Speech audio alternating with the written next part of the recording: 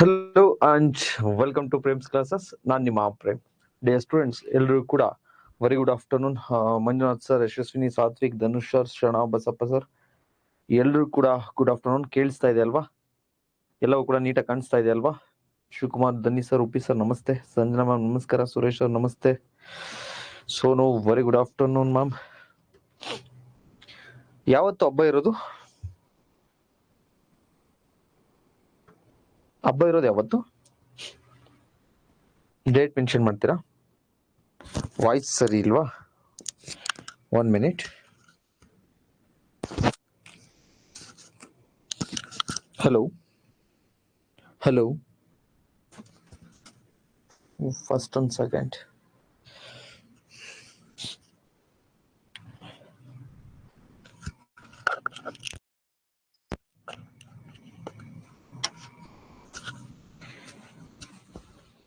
Hello, 2ನೇ ತಾರೀಕಲ್ವಾ? 2-3 ಅನ್ಸುತ್ತೆ. I think 2-3 ಅಥವಾ 1-2.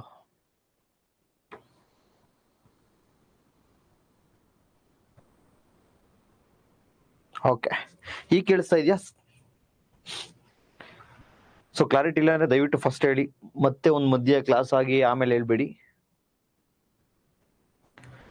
ಮತ್ತೆ ಒಂದಷ್ಟು ಜನಕ್ಕೆ ಲೈವ್ ಜಾಯ್ನ್ ಆಗ್ತಾ ಇಲ್ಲ. ಯಾಕೆ ಜಾಯ್ನ್ ಆಗ್ತಿರಲ್ಲ ಅಂದ್ರೆ ತಾವು ಬ್ಯಾಕ್ ಗ್ರೌಂಡ್ ಅಲ್ಲಿ ಬೇರೆ ಬೇರೆ ಆಪ್ಸ್ ಅನ್ನು ಓಪನ್ ಮಾಡಿರ್ತೀರಾ. ಸೊ ಅವೆಲ್ಲವನ್ನ ಕ್ಲೋಸ್ ಮಾಡಿ ಒಂದ್ಸತಿ ರಿಫ್ರೆಶ್ ಮಾಡಿ, ನಂತರ ನಮ್ಮ ಕ್ಲಾಸಸ್ ಲೈವ್ ಇದ್ದಾಗ ಅದನ್ನ ಮಾತ್ರ ಓಪನ್ ಮಾಡಿ. ಕ್ಲಿಯರ್ ಇದೆ ಅಂತ ಕೆಲವರು ಹೇಳ್ತಿದ್ದೀರಿ.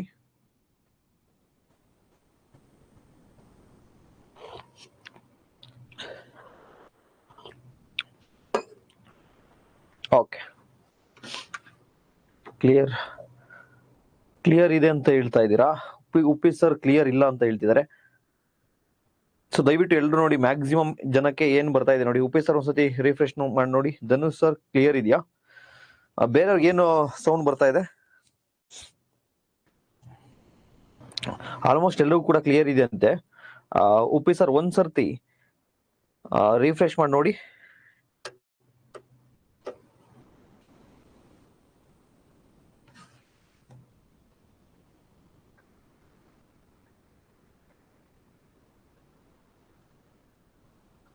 S, okay, done. ನಾನು ಕಳೆದ ತರಗತಿಯಲ್ಲಿ ಜಸ್ಟ್ ಎ ಮಿನಿಟ್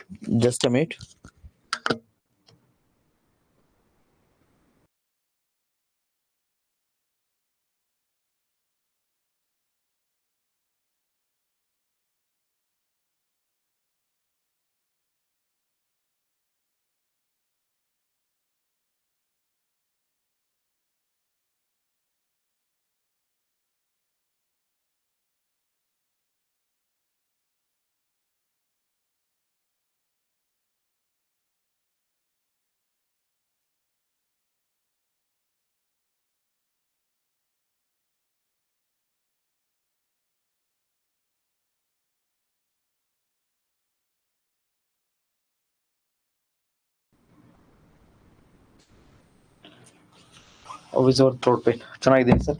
ಓಕೆ, ಕಳೆದ ತರಗತಿಯಲ್ಲಿ ನಾನು ಎಲ್ಲಿ ನಿಲ್ಸಿದ್ದೆ ಅಂತೇಳಿ ಕನ್ಫರ್ಮ್ ಮಾಡಿದ್ರೆ 2 days ಆಯ್ತು, ರಜಾ ಕೊಟ್ಟಿದ್ದೆ. ಸೊ ಐ ಥಿಂಕ್ ಇದಾಗಿತ್ತಲ್ವಾ? ಈ ಸ್ಲೈಡ್ ಆಗಿತ್ತು. ಈ ಸ್ಲೈಡ್ ಎಕ್ಸ್ಪ್ಲೈನ್ ಮಾಡಿಲ್ಲ ಅನ್ಸುತ್ತೆ.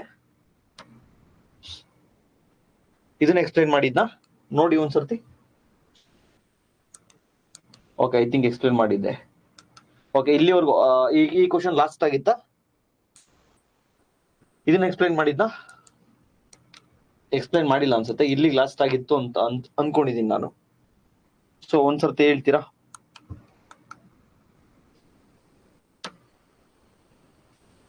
ಥ್ರೋಟ್ ಪೇನ್ ಚೆನ್ನಾಗಿದೆ ಸರ್, ಸ್ವಲ್ಪ ಮೇಂಟೈನ್ ಮಾಡ್ತಾ ಇದ್ದೀನಿ ನೀಟಾಗಿ.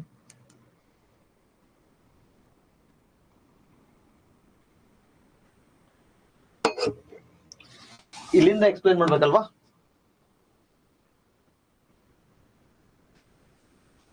ಕ್ವಶನ್ ಮುಗಿದಿತ್ತಷ್ಟೇ ಅಲ್ವಾ? Very good, done.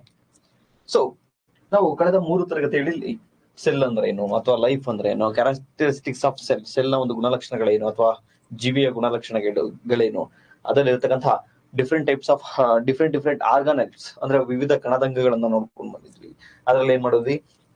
ಸೈಟೋಪ್ಲಾಸಮ್ ಅನ್ನ ಡೀಟೇಲ್ಡ್ ಆಗಿ ನೋಡಿರ್ಲಿಲ್ಲ, ಜಸ್ಟ್ ಈ ಕ್ಲಾಸ್ ಅಲ್ಲಿ ಡೀಟೇಲ್ ಆಗಿ ನೋಡೋಣ. ಬಟ್ ಸೈಟೋಪ್ಲಾಸಮ್ ಅಂದ್ರೆ ಏನು ಅಂತ ಹೇಳಿ ನೋಡಿದ್ವಿ, ಅಥವಾ ಕೋಶ ದ್ರವ್ಯ ಅಂತ ಹೇಳಿ. ಕೋಶ ಪೊರೆ, ಸೆಲ್ ಮೆಂಬ್ರೇನ್ ಅಥವಾ ಪ್ಲಾಸ್ಮಾ ಮೆಂಬ್ರೇನ್ ಅನ್ನ ನೋಡಿದ್ವಿ. ಲಾಸ್ಟ್ ತರಗತಿಯಲ್ಲಿ ಅನೇಕ ವಿಚಾರಗಳನ್ನ ನೋಡ್ತಾ ಹೋಗಿದ್ವಿ. ಆಸ್ಮೋಸಿಸ್ ಆಗಿರ್ಬೋದು ಅಥವಾ ಅಭಿಸರಣೆ ಅಂತ ಏನ್ ಕರಿತೀವಿ, ಅದು ಅದರ ವಿವಿಧತೆಯನ್ನ ನಾವು ನೋಡ್ತಾ ಬಂದಿದ್ವಿ. ಸೊ ಕಳೆದ 3 ತರಗತಿಗಳು ಅರ್ಥ ಆಗಿದ್ರೆ ಮಾತ್ರ ಇಂದಿನ ತರಗತಿ ಅರ್ಥ ಆಗ್ತಾ ಹೋಗುತ್ತೆ. 3 ತರಗತಿಗಳನ್ನ ನೋಡದೆ ಲೈವ್ ಯಾರಾದ್ರೂ ಇದನ್ನ ಜಾಯ್ನ್ ಆಗಿದ್ರೆ ದಯವಿಟ್ಟು ಎಕ್ಸಿಟ್ ಆಗಿ, ತಮಗೆ ಅರ್ಥ ಆಗಲ್ಲ. ಅಂಡ್ ಐ ಹೋಪ್ ರಿವಿಷನ್ ಮಾಡಿದ್ದೀರಾ ಅನ್ಕೋತೀನಿ. ಸೊ ಒಂದು ಬಾರಿ ನಾವು ಕಳೆದ 3 ತರಗತಿಯಲ್ಲಿ ಏನ್ ಮಾಡಿದ್ವಲ್ವ, ಜಸ್ಟ್ ಅದನ್ನ ಇಲ್ಲಿ ಸಮ್ಮರಿ ತರ ಕೊಟ್ಟಿದ್ದೀವಿ, ಅದನ್ನ ನೋಡ್ತಾ ಬರೋಣ. Okay, clear?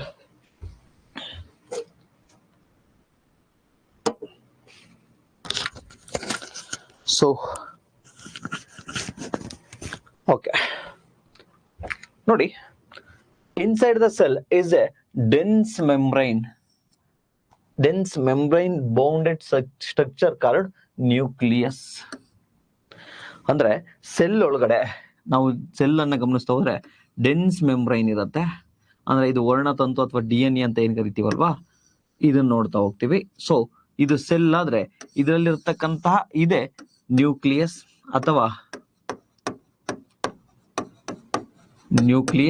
ಅಥವಾ ಇದನ್ನೇನಂತ ಕರಿತೀವಿ, ಕೋಶ ಕೇಂದ್ರ ಅಂತಾನು ಕೂಡ ನಾವು ಕರಿತಾ ಹೋಗ್ತೀವಿ. So cell bound structure called nucleus. This nucleus contains chromosomes. ಇದು ವರ್ಣತಂತುಗಳನ್ನ ಅಂದ್ರೆ ಕ್ರೋಮೋಸೋಮ್ಸ್ ಗಳನ್ನ ಹಿಂಗೇನಿದಾವಲ್ಲ DNA ಅನ್ನ ಒಳಗೊಂಡಿರ್ತದೆ. ಅದು ತಮಗೆ ಗೊತ್ತಾಗಿದೆ ಈಗ already. Which in turn contain genetic material, ವಂಶವಾಹಿನಿಗಳನ್ನ ಒಳಗೊಂಡಿರುತ್ತೆ. ಸೊ ನಾವು ಇಲ್ಲಿ ವಂಶವಾಹಿನಿಗಳ ಬಗ್ಗೆ ಮತ್ತೆ DNA ಬಗ್ಗೆ, DNA ರೆಪ್ಲಿಕೇಟರ್ ಬಗ್ಗೆ ಇದೆಲ್ಲ ನಾವು ಡೀಟೇಲ್ಡ್ ಡಿಸ್ಕಷನ್ ಅನ್ನ ನೆಕ್ಸ್ಟ್ ಕ್ಲಾಸ್ ಅಲ್ಲಿ ನೋಡೋಣ. So cell that have membrane bound nuclei are called eukaryotic. It means ತಮಗೆ ಗೊತ್ತಿರಬಹುದು, ಪ್ರತಿಯೊಂದು ಜೀವಕೋಶದ ಒಳಗೆ ನ್ಯೂಕ್ಲಿಯಸ್ ಅಥವಾ ಕೋಶ ಕೇಂದ್ರ ಎಂತಕ್ಕಂತಹ ಒಂದು ದಟ್ಟವಾದಂತಹ ಪೊರೆ ಇರುತ್ತೆ. ನಾನು ನೋಡಿದ್ದೀವಿ ನೆನ್ನೆ ಕ್ಲಾಸ್ ಅಲ್ಲಿ. ಸೊ ಇದರಿಂದ ಬಂಧಿತವಾಗಿರ್ತಕ್ಕಂಥ ರಚನೆ ಇರುತ್ತೆ. ಇದರಲ್ಲಿ ನ್ಯೂಕ್ಲಿಯಸ್ ವರ್ಣತಂತುಗಳನ್ನ ಹೊಂದಿರುತ್ತದೆ, ಜೆನೆಟಿಕ್ ಮೆಟೀರಿಯಲ್ಸ್ ಅನ್ನ ಹೊಂದಿರುತ್ತೆ, DNA ಅನ್ನ. ಸೊ ಈ ಪೊರೆಗೆ ಬಂಧಿತವಾದ ಈ ನ್ಯೂಕ್ಲಿಯಸ್ ಅನ್ನ ಹೊಂದಿರತಕ್ಕಂತಹ ಕೋಶಗಳನ್ನ, ಅಂದ್ರೆ ಯಾವೆಲ್ಲ ಜೀವಕೋಶಗಳು ನ್ಯೂಕ್ಲಿಯಸ್ ಅಂದ್ರೆ ಕೋಶ ಕೇಂದ್ರವನ್ನ ಒಳಗೊಂಡಿರುತ್ತವೋ ಅದನ್ನ ಯುಕ್ಯಾರಿಯೋಟಿಕ್ಸ್ ಎಂದು ಕರೆಯಲಾಗುತ್ತದೆ. So whereas cell that lack of membrane bound nucleus are prokaryotic. So ಇದನ್ನು ಕೂಡ ನೆನ್ನೆ ಕ್ಲಾಸ್ ಅಲ್ಲಿ ನಾವು ನೋಡಿದ್ವಿ. ಈ ಪ್ರೊಕ್ಯಾರಿಯೋಟಿಕ್ ಅಲ್ಲಿ ಯೂಶಲಿ ಯಾವ ರೀತಿ ಇರುತ್ತೆ ಅಂತಂದ್ರೆ,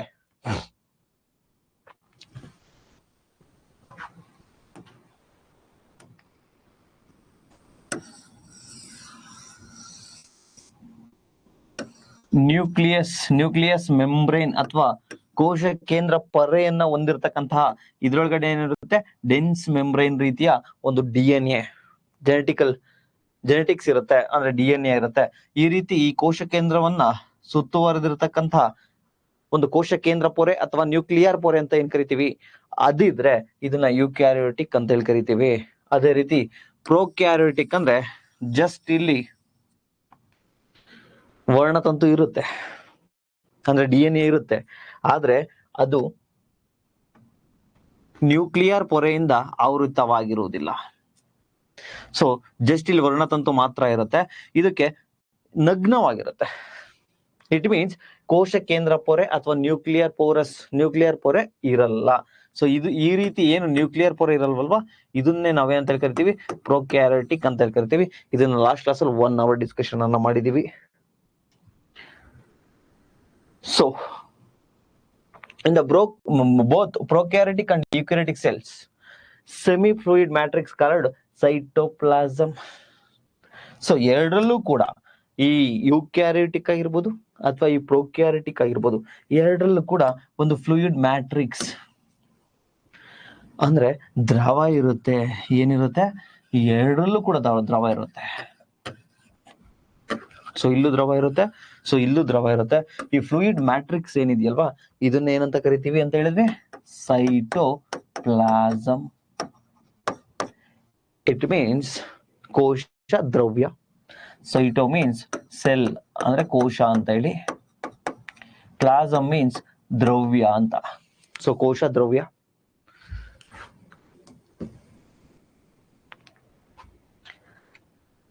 next ribosomes are non membrane bound organelles found in all cells. Eukaryotic ಆಗಿರ್ಬೋದು, ಪ್ರೊಕ್ಯಾರಿಟಿಕ್ ಆಗಿರ್ಬೋದು, ಎರಡರಲ್ಲೂ ಕೂಡ ರೈಬೋಸೋಮ್ ಗಳನ್ನ ನಾವು ನೋಡ್ತೀವಿ. ಅದನ್ನ ಡೀಟೇಲ್ಡ್ ಆಗಿ ಮುಂದಿನ ತರಗತಿಯಲ್ಲಿ ನೋಡ್ತಾ ಹೋಗೋಣ.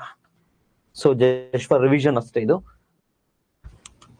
ಓಕೆ, ಪ್ರೊಕ್ಯಾರಿಟಿಕ್ ಸೆಲ್ ಅಂದ್ರೆ ಈಗ ಆಲ್ರೆಡಿ ತಮಗೆ ಗೊತ್ತಿದೆ, ಯಾವುದು ನ್ಯೂಕ್ಲಿಯರ್ ಮೆಂಬ್ರೇನ್ ಅನ್ನ, ಕೋಶ ಕೇಂದ್ರ ಪೊರೆಯನ್ನ ಹೊಂದಿರಲ್ವೋ ಅದನ್ನ ಪ್ರೊಕ್ಯಾರಿಟಿಕ್ ಅಂತ ಹೇಳಿ ಕರಿತೀವಿ. ಫಾರ್ ಎಕ್ಸಾಂಪಲ್ ಬ್ಯಾಕ್ಟೀರಿಯಾ ಆಗಿರ್ಬೋದು, ಅಥವಾ ಬ್ಲೂ ಗ್ರೀನ್ ಆಲ್ಗೆ ಶೈವಲಗಳಾಗಿರ್ಬೋದು, ಅಥವಾ ಮೈಕೋಪ್ಲಾಸ್ಮಾ ಆಗಿರ್ಬೋದು, ಅಥವಾ PPLO ಅಂತ ಹೇಳಿ, ಅಂದ್ರೆ ಇವು ಕೂಡ ಲೈಕ್ ಬ್ಯಾಕ್ಟೀರಿಯಾಸ್ ತರನೇ ಇರುತ್ತೆ, ಬ್ಯಾಕ್ಟೀರಿಯಾಸ್ ತರನೇ ಇರತಕ್ಕಂಥ ಜೀವಿಗಳು.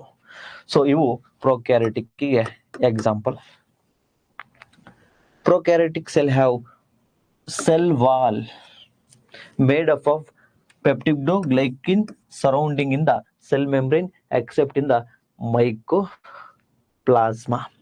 ಅಂದ್ರೆ ಸಿಂಪಲ್ ಕೋಶ ಭಿತ್ತಿ ಅಂತ ನಾವೇನ್ ಕರಿತೀವಲ್ವಾ, ಕೋಶ ಭಿತ್ತಿನ ಒಳಗೊಂಡಿರ್ತವೆ. ಸರ್ ಕೋಶ ಭಿತ್ತಿ ಅಂದ್ರೆ ಏನು ಸರ್? ನಾನು ಅದನ್ನು ಈ ಕ್ಲಾಸಲ್ಲಿ ತಮಗೆ ಹೇಳ್ಕೊಡ್ತೇನೆ, ಡೋಂಟ್ ವರಿ. ಸೊ ಆ ಕೋಶ ಭಿತ್ತಿನ ಯಾವ ಒಳಗೊಂಡಿರ್ತವೆ? Prokaryotic cell. ಸೊ ಸಿಂಪಲ್ ಆಗಿ ತಮಗೆ ಹೇಳ್ಬೇಕು ಅಂದ್ರೆ ನೋಡಿ, ಇದು ಸಸ್ಯ ಜೀವಕೋಶ ಅನ್ಕೊಳ್ಳಿ, ಇದು ಸಸ್ಯ ಜೀವಕೋಶ. ತಮಗೆ ಗೊತ್ತಿದೆ ಇದೇನಿದೆಯಲ್ವಾ, ಇದು ಸೆಲ್ ಮೆಂಬ್ರೈನ್, ಪ್ಲಾಸ್ಮಾ ಮೆಂಬ್ರೈನ್ ಅಂದ್ರೆ ಕೋಶ ಪೊರೆ. ಇದೇನಿದು? ಕೋಶ ಪೊರೆ. ಸೊ ಕೋಶ ಪೊರೆಯಿಂದ ಆಚೆಗೆ ಅಂದ್ರೆ ಅದರಿಂದ ಹೊರಗಡೆ ಒಂದು ಪೊರೆ ಇದೆ, ಅದನ್ನು ನಾವು ಸೆಲ್ ವಾಲ್ ಅಂತ ಹೇಳಿ ಕರಿತೀವಿ.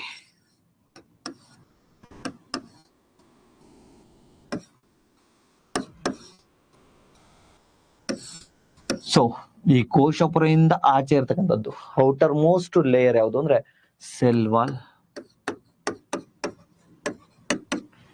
ಕೋಶ ಭಿತ್ತಿ ಅಂತ ಹೇಳಿ ಕನ್ನಡದಲ್ಲಿ.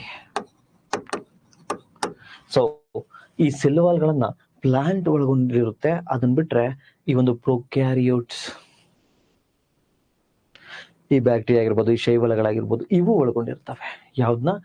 ಈ ಒಂದು ಸೆಲ್ ವಾಲ್ ಅನ್ನ. ಸೊ ಈ ಸೆಲ್ ವಾಲ್ ಬಗ್ಗೆ ಡೀಟೇಲ್ ಆಗಿ ನೋಡೋಣ, ಡೋಂಟ್ ವರಿ. ಜಸ್ಟ್ ನಾವೀಗ ಪ್ರೊಕ್ಯಾರಿಯೋಟಿಕ್ಸ್ ಅನ್ನ ನೋಡ್ತಾ ಇದೀವಿ.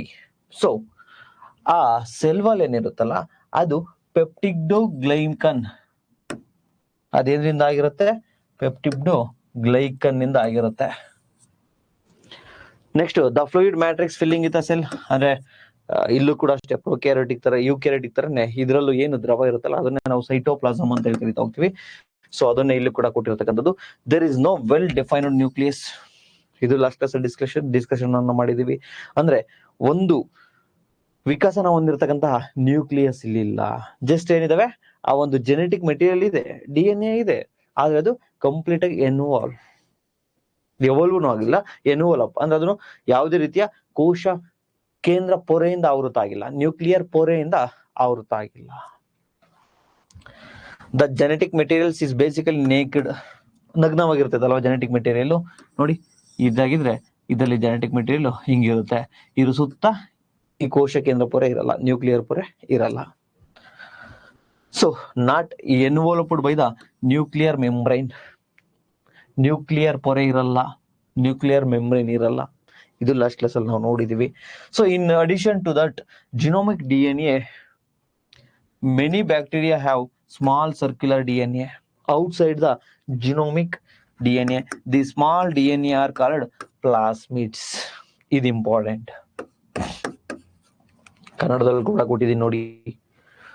ಜಿನೋಮಿಕ್ DNA ಅನ್ನು ಹೊರತುಪಡಿಸಿ ಅದರಿಂದ ಆಚೆ, ಅದರಿಂದ ಹೊರಗೆ ಸಣ್ಣದಾಗಿರ್ತಕ್ಕಂಥ ವೃತ್ತಾಕಾರವಾಗಿರ್ತಕ್ಕಂಥ DNA ಅನ್ನು ಒಳಗೊಂಡಿರುತ್ತದೆ. ಆ ಸಣ್ಣ ವೃತ್ತಾಕಾರದ DNA ಗಳನ್ನ ನಾವು ಪ್ಲಾಸ್ಮಿಡ್ಗಳು ಎಂದು ಕರಿತೇವೆ.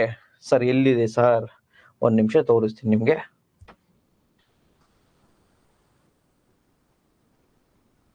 ಎಸ್ ನೋಡಿ, ಇಲ್ಲಿ ನ್ಯೂಕ್ಲಿಯರ್ ಮೆಂಬ್ರೇನ್ ಅಂದ್ರೆ ಕೋಶ ಕೇಂದ್ರ ಪೊರೆ ಇದೆ. ಸೊ ವೆಲ್ ಡಿಫೈನ್ಡ್ ನ್ಯೂಕ್ಲಿಯಸ್ ಇದೆ. ಸೊ ಇದು ಯುಕ್ಯಾರಿಯೋಟ್ಸ್. ನಾವೀಗ ಮಾತಾಡ್ತಿರೋದು ಯಾವುದು? ಪ್ರೊಕ್ಯಾರಿಯೋಟ್ಸ್ ಬಗ್ಗೆ. ಪ್ರೊಕ್ಯಾರಿಯೋಟ್ಸ್ ಅಲ್ಲೂ ಕೂಡ ಈ ಒಂದು ವಂಶವಾಹಿನಿ ಇರುತ್ತೆ. ವಂಶವಾಹಿನಿ ಅಂದ್ರೇನು? ಈ ಒಂದು ಜೀನ್ಸ್ ಅಂತಕ್ಕಂಥದ್ದು ಅಥವಾ DNA ಅಂತಕ್ಕಂಥದ್ದು ಇರುತ್ತೆ. ಅದನ್ನ ಕ್ರೋಮ್ಯಾಟಿನ್ ಅಂದ್ರೆ ಏನು, ಕ್ರೋಮೋಸೋಮ್ಸ್ ಅಂದ್ರೆ ಏನು, ಜೀನ್ ಅಂದ್ರೆ ಏನು, ಸೊ ಇವೆಲ್ಲವೂ ಕೂಡ DNA. ಅದ್ರ ಬಗ್ಗೆ ಡೀಟೇಲ್ಡ್ ನಾನು ಹೇಳ್ತೆ, ಡೋಂಟ್ ವರಿ, ಯೋಚನೆ ಮಾಡಕ್ ಹೋಗ್ಬೇಡಿ. ಸರ್ ಕೆಲವು ಕಡೆ ಜೀನ್ಸ್ ಅಂತಾರೆ, ಕೆಲವು ಕಡೆ ಕ್ರೋಮಾಟಿನ್ ಅಂತಾರೆ, ಕೆಲವು ಕಡೆ ಕ್ರೋಮೋಸೋಮ್ಸ್ ಅಂತಾರೆ. ಏನ್ ಸರ್, ಎಲ್ಲವೂ DNA, but different different forms. ಅದನ್ನ ನಿಮಗೆ ಕ್ಲಾಸಲ್ಲಿ ಹೇಳ್ಕೊಡ್ತೀನಿ, ಡೋಂಟ್ ವರಿ. ಸೊ ಇಲ್ಲಿ ಯೂಕ್ಯಾರಿಯೋಟಿಕ್ಸ್ ಅಲ್ಲೂ ಕೂಡ ಈ ಜೆನೆಟಿಕ್ ಮೆಟೀರಿಯಲ್ ಇರುತ್ತೆ. ಜೆನೆಟಿಕ್ ಮೆಟೀರಿಯಲ್ ಅಂದ್ರೆ ಏನು ನೋಡಿ, ಇಲ್ಲಿ ಇದೆಯಲ್ವಾ DNA ಯೂಕ್ಯಾರಿಟಿಕಲಿ. ಅದೇ ರೀತಿ ಪ್ರೊಕ್ಯಾರಿಟಿಕಲ್ ಕೂಡ ಜೆನೆಟಿಕಲ್ ಮೆಟೀರಿಯಲ್ ಇರುತ್ತೆ, ಬಟ್ ಅದ್ರ ಸುತ್ತ ಏನಾಗಿರುತ್ತೆ, ನ್ಯೂಕ್ಲಿಯರ್ ಮೆಂಬ್ರೇನ್ ಇರಲ್ಲ. ಆದರೆ ಆ ಜೆನೆಟಿಕ್ ಮೆಟೀರಿಯಲ್ ಇಲ್ಲೇನಿದೆಯಲ್ವಾ, ಇಲ್ಲಿ ನ್ಯೂಕ್ಲಿಕ್ ಆಸಿಡ್ ಅನ್ನು ಒಳಗೊಂಡಿರುತ್ತೆ, ನ್ಯೂಕ್ಲಿಕ್ ಆಮ್ಲವನ್ನು ಒಳಗೊಂಡಿರುತ್ತೆ. ಇದನ್ನೇ ನಾವು ನ್ಯೂಕ್ಲಿಯಾಯ್ಡ್ ಅಂತೇಳಿ ಕರಿತೀವಿ. ಇದನ್ನೇ ಅಂತ ಕರಿತೀವಿ, ನ್ಯೂಕ್ಲಿಯಾಯ್ಡ್ ಅಂತೇಳಿ ಕರಿತಾ ಹೋಗ್ತೀವಿ. ಸೊ ಇದನ್ನು ಕೂಡ ನಾವು ಲಾಸ್ಟ್ ಕ್ಲಾಸ್ ಅಲ್ಲಿ ನೋಡಿದ್ವಿ. ಸೊ ಈಗ ಪ್ಲಾಸ್ಮಿಡ್ ಅಂದ್ರೆ ಏನು ಸಾರ್? ಸಿಂಪಲ್, ನಿಮ್ಗೆ ಪ್ರಶ್ನೆಯನ್ನ ಕೇಳ್ತಾನೆ, ಪ್ರೊಕ್ಯಾರಿಟಿಕ್ ಸೆಲ್ ಅಲ್ಲಿ ಜೆನೆಟಿಕ್ ಮೆಟೀರಿಯಲ್ ಎಲ್ಲಿರುತ್ತೆ ಅಂತ ತಮಗೆ ಗೊತ್ತು. ಅಬ್ಸಲ್ಯೂಟ್ಲಿ ಏನು ಕೋಶ ಕೇಂದ್ರ ಅಂತ ಇರುತ್ತಲ್ಲ, ಆ ಜಾಗದಲ್ಲಿ ಇರುತ್ತೆ, ಬಟ್ ಅದು ಕೋಶ ಕೇಂದ್ರ ವೆಲ್ ಡಿಫೈನ್ಡ್ ಇರಲ್ಲ, ಕೋಶ ಕೇಂದ್ರ ಪೊರೆ ಇರಲ್ಲ. ಸೊ ನೋಡಿ, ಇಲ್ಲಿದೆ, ಇದೆ ನಿಮ್ಮ DNA ಅಲ್ವಾ. ಸೊ ಇಲ್ಲಿ ಇದನ್ನ ಹೊರತುಪಡಿಸಿ, ಈ ಜೆನೆಟಿಕ್ ಮೆಟೀರಿಯಲ್ ನ ಹೊರತುಪಡಿಸಿ ಇದರಲ್ಲಿ ಇನ್ನ ಒಂದ್ ಕಡೆ ಜೀನ್ಸ್ ಇರುತ್ತೆ, ಜೆನೆಟಿಕ್ ಮೆಟೀರಿಯಲ್ ಇರುತ್ತೆ, DNA ಇರುತ್ತೆ. ಸೊ ಅದ್ ಯಾವ ಭಾಗ ಅಂದ್ರೆ, ಈ ರೀತಿ ಏನು ಈ ನ್ಯೂಕ್ಲಿಯಸ್ ಜಾಗದಲ್ಲಿ ಇರ್ತಕ್ಕಂಥದ್ದನ್ನ ಹೊರತುಪಡಿಸಿ ಇಂಡಿಪೆಂಡೆಂಟ್ ಆಗಿ ಬೇರೆ ಕಡೆ ಇರುತ್ತಲ್ವಾ DNA, ಎಲ್ಲಿ ಪ್ರೊಕ್ಯಾರಿಟಿಕ್ ಅಲ್ಲಿ. ಆ ಇಂಡಿಪೆಂಡೆಂಟ್ DNA ಸ್ವತಂತ್ರವಾಗಿರ್ತಕ್ಕಂಥ ಆ DNA ನಾವೇನಂತ ಕರಿತೀವಿ ಅಂದ್ರೆ ಪ್ಲಾಸ್ಮಿಡ್ಸ್. ನೋಡಿ, ಸ್ವತಂತ್ರವಾಗಿದೆ, ಇದನ್ನ ನಾವು ಪ್ಲಾಸ್ಮಿಡ್ಸ್ ಅಂತ ಹೇಳಿ ಕರಿತಾ ಹೋಗ್ತೀವಿ.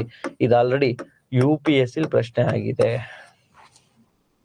ಸೊ ಸಿಂಪಲ್ ಆಗಿ ನೆನ್ಪಿಟ್ಕೊಳ್ಳಿ, ಪ್ರೊಕ್ಯಾರಿಟಿಕಲಿ ಜೆನೆಟಿಕ್ ಮೆಟೀರಿಯಲ್ ಇರುತ್ತೆ, ಬಟ್ ನೇಕ್ಡ್ ಆಗಿರುತ್ತೆ. ಅದನ್ನು ಹೊರತುಪಡಿಸಿ, ಇಲ್ಲಿರ್ತಕ್ಕಂಥ DNA ಹೊರತುಪಡಿಸಿ ಇನ್ನೊಂದು ಇಂಡಿಪೆಂಡೆಂಟ್ ಆಗಿರುತ್ತೆ, ಸ್ವತಂತ್ರವಾಗಿರುತ್ತೆ. ಅದನ್ನ ನಾವು ಪ್ಲಾಸ್ಮಿಡ್ಸ್ ಎಂದು ಕರೆಯುತ್ತೇವೆ. ಸೊ ಪ್ಲಾಸ್ಮಿಡ್ಸ್ ಕ್ಲಿಯರಾ? ಸೊ ಪ್ಲಾಸ್ಮಿಡ್ ಯಾರಿಗಾರು ಅರ್ಥ ಆಗಿಲ್ಲ ಅಂತ ಕೇಳಿ, ನಾನು ಹೇಳಿದ್ದೀನಿ ಅಗೈನ್, ನೆನ್ನೆ ಕ್ಲಾಸ್ ಕೇಳಿಲ್ಲ ಅಂದ್ರೆ ದಯವಿಟ್ಟು ಏನೇನು ಅರ್ಥ ಆಗಲ್ಲ, ಜಸ್ಟ್ ಇವತ್ತು ರಿವಿಷನ್ ಇದು.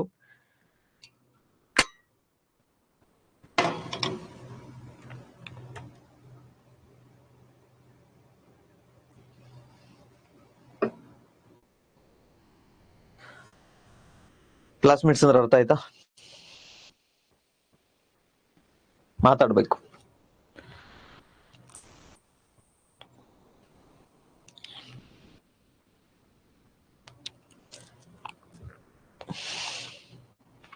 ಕ್ಲಿಯರ್?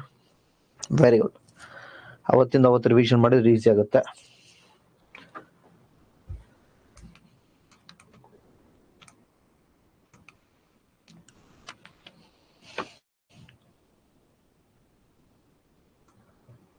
ಓಕೆ, ಇವಾಗ ತಮಗೆ ಒಂದು ಪ್ರಶ್ನೆ.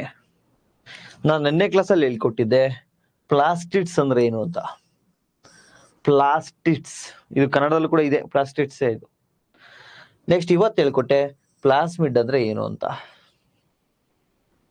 ಈಗ ಪ್ಲಾಸ್ಮಿಡ್ ಅಂದ್ರೆ ಏನು, ಪ್ಲಾಸ್ಟಿಡ್ ಅಂದ್ರೆ ಏನು, ಯಾರಾದ್ರೂ ಒಂದೊಂದು ಸೆಂಟೆನ್ಸ್ ಅಥವಾ ಒಂದು ವಾಕ್ಯದಲ್ಲಿ ದಯವಿಟ್ಟು ಆನ್ಸರ್ ಅನ್ನ ಮಾಡಿ. ನಿನ್ನೆ ಕ್ಲಾಸಲ್ಲಿ ಪ್ಲಾಸ್ಟಿಡ್ ಅಂದ್ರೆ ಏನು ಅಂತ ಹೇಳಿ ಹೇಳಿದ್ದೆ, ಅದೆಲ್ಲಿರುತ್ತೆ ಅಂತ ಹೇಳಿ ಹೇಳಿದ್ದೆ. ಇವತ್ತಿನ ಕ್ಲಾಸಲ್ಲಿ ಪ್ಲಾಸ್ಮಿಡ್ ಬಗ್ಗೆ ಹೇಳಿದ್ದೀನಿ. ಎರಡರ ಬಗ್ಗೆನೂ ಪ್ರಶ್ನೆ ಆಗಿದೆ. ಯೂಶಲಿ ಸ್ಟೂಡೆಂಟ್ಸು ಇದನ್ನ ಕನ್ಫ್ಯೂಷನ್ ಅನ್ನ ಮಾಡ್ಕೋತಾರೆ. ದಯವಿಟ್ಟು ಫೋಕಸ್ ಇಂದ ಕೇಳಿ, ನನ್ಗೆ ಆನ್ಸರ್ ಮಾಡಿ. ಪ್ಲಾಸ್ಮಿಡ್ಸ್ ಅಂದ್ರೆ ಏನು ಅಥವಾ ಎಲ್ಲಿರುತ್ತೆ, ಪ್ಲಾಸ್ಟಿಡ್ ಅಂದ್ರೆ ಏನು ಅಥವಾ ಎಲ್ಲಿರುತ್ತೆ.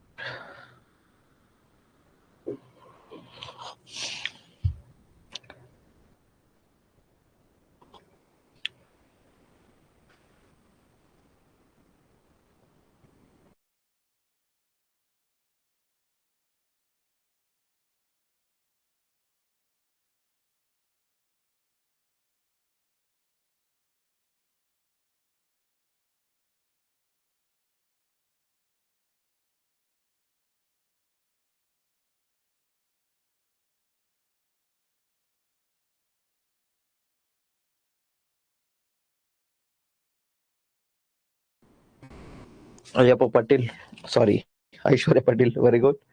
Ayyappa Desai, very good. Sachin sir, very good. At least try ಮಾಡ್ತಿದ್ದಾರೆ. And Aishwarya Patil correct. So ನೋಡಿ, ದಯವಿಟ್ಟು ನಾನು ಮತ್ತೊಮ್ಮೆ ಹೇಳ್ತೀನಿ, ನನ್ನ ಸೈನ್ಸ್ ತರಗತಿ ಒಂದು ತರಗತಿಯಿಂದ ಇನ್ನೊಂದು ತರಗತಿಗೆ ಲಿಂಕ್ ಇರುತ್ತೆ. ಅಂಡ್ ನಿಮ್ಗೆ ಸೈನ್ಸ್ ಅನ್ನ ನಿಮ್ಮ ಆಥರ್ ಬುಕ್ಸ್ ಅಲ್ಲಿ ಅಥವಾ ಎಲ್ಲೋ ಏನ್ ಕೊಟ್ಟಿರ್ತಾರಲ್ಲ ಅದೇ ವೇ ಅಲ್ಲಿ ನಾನು ಮಾಡ್ಕೊಂಡು ಹೋಗಲ್ಲ. ನಾನು ನಿಮ್ಗೆ ಯಾವ್ದಾದ್ಮೇಲೆ ಯಾವ್ದನ್ನ ಮಾಡೋದ್ರ ಅರ್ಥ ಆಗತ್ತೆ ಆ ವೇಳೆ ಮಾಡ್ತೀನಿ. ಸೊ ಇವತ್ತು ನಾನು ಏನಾದ್ರು ಹೇಳ್ತಾ ಇದ್ದೀನಿ ಅಂದ್ರೆ ನೆನ್ನೆ ಕ್ಲಾಸಿಗೆ ಲಿಂಕ್ ಇರುತ್ತೆ. ನೆನ್ನೆ ಕ್ಲಾಸ್ ನಿಮ್ಗೆ ಅರ್ಥ ಆಗ್ಬೇಕು ಅಂದ್ರೆ ಮೊನ್ನೆ ಕ್ಲಾಸ್ ಲಿಂಕ್ ಇರಬೇಕು. So each and every class important ಆಗುತ್ತೆ, ಫೋಕಸ್ ಮಾಡಿ. ಅಂಡ್ ಒಬ್ರು ಕೇಳಿದರೆ ಸರ್ ಇನ್ನೊಂದ್ಸತಿ ರಿಪೀಟ್ ಮಾಡಿ ಅಂತ ಮಾಡ್ತೀನಿ, ಡೋಂಟ್ ವರಿ. ಸೊ ಕೆಲವ್ರಿಗೆ ಅನ್ಸ್ತಾ ಇದೆ ಸರ್ ಪ್ಲಾಸ್ಮಿಡ್ ಏನ್ ಸರ್ ಎರಡು ಒಂದೇ ತರ ಇದಾವೆ ಸೌಂಡು, ಯಾರಿಗ ಅರ್ಥ ಆಗ್ತಾ ಇದೆ ಸರ್, ಯಾವ ಮಗನಿಗೆ ಅರ್ಥ ಆಗ್ತಾ ಇದೆ ಇದು ಅಂತೇಳಿ ಈ ರೀತಿ ತಮ್ಮ ರಿಯಾಕ್ಷನ್ಸ್ ಇದೆ. So don't worry. Plastid and plasmid two words that sound similar, ಒಂದೇ ತರ ಸೌಂಡ್ ಕೇಳಿಸ್ತಾ ಇದೆ, but have very different meanings. If you are confused about which one is to use, don't worry, you are not alone. ನಾನಿದ್ದೀನಿ, ನಾನು ಹೇಳ್ಕೊಡ್ತೇನೆ. ನೋಡಿ, ಪ್ಲಾಸ್ಟಿಡ್, next plasmid, ಕನ್ನಡದಲ್ಲೂ ಕೂಡ same, ಪ್ಲಾಸ್ಟಿಡ್ and plasmid. ನೋಡ್ರಿ, ಗಮನ ಕೊಟ್ಟು ದಯವಿಟ್ಟು ಕೇಳಿ, ಗಮನ ಕೊಟ್ಟು ಕೇಳಿ. ತಮಗೆ ನನ್ನೇ ಕ್ಲಾಸಲ್ಲಿ ಕ್ಲೋರೋಫಿಲ್ ಬಗ್ಗೆ ಹೇಳ್ಬೇಕಾದ್ರೆ ಹೇಳ್ಕೊಟ್ಟಿದ್ದೆ. ಡೀಟೇಲ್ಡ್ ಆಗ್ಬೇಕಂದ್ರೆ ನೆನ್ನೆ ಕ್ಲಾಸ್ ಅನ್ನ ನೋಡಿ. ಎರಡಕ್ಕೂ ಡಿಫ್ರೆನ್ಸ್ ಅನ್ನ ಇಲ್ಲಿ ಹೇಳ್ತೀನಿ. My dear students, my dear great students, ದಯವಿಟ್ಟು ಕೇಳಿ, ಸ್ವಲ್ಪ ಫೋಕಸ್ ಮಾಡಿ.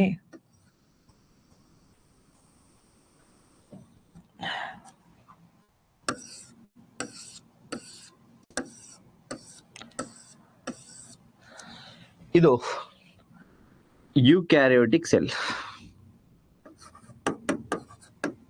Prokaryotic cell.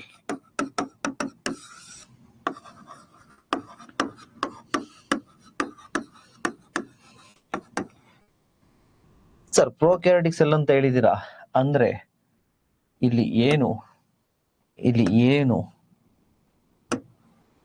ಇರಲ್ಲ, ನ್ಯೂಕ್ಲಿಯಸ್, ವೆಲ್ ಡಿಫೈನ್ಡ್ ನ್ಯೂಕ್ಲಿಯಸ್ ಅಂದ್ರೆ ಕೋಶ ಕೇಂದ್ರ ಇರಲ್ಲ.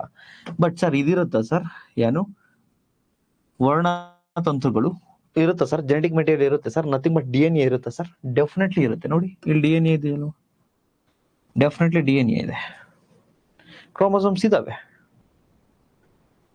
ಆದ್ರೆ ಇದ್ರ ಸುತ್ತನೂ ಕೂಡ ಏನಿಲ್ಲ, ನ್ಯೂಕ್ಲಿಯರ್ ಮೆಂಬ್ರೇನ್, ಜೀವಕೋಶ ಕೇಂದ್ರ ಪೊರೆ ಇಲ್ಲ. ಕ್ಲಿಯರ್? ಇದು ಈಗ ಯುಕ್ಯಾರಿಯೋಟಿಕ್, ಸಾರಿ ಪ್ರೊಕ್ಯಾರಿಯೋಟಿಕ್. ಅದೇ ನಮ್ಮ ಯುಕ್ಯಾರಿಯೋಟಿಕ್ ಅನ್ನ ಗಮನಿಸ್ತಾ ಹೋದ್ರೆ ನೋಡಿ, ಕೋಶ ಕೇಂದ್ರ ಪೊರೆ ಇದು ಏನಿದು,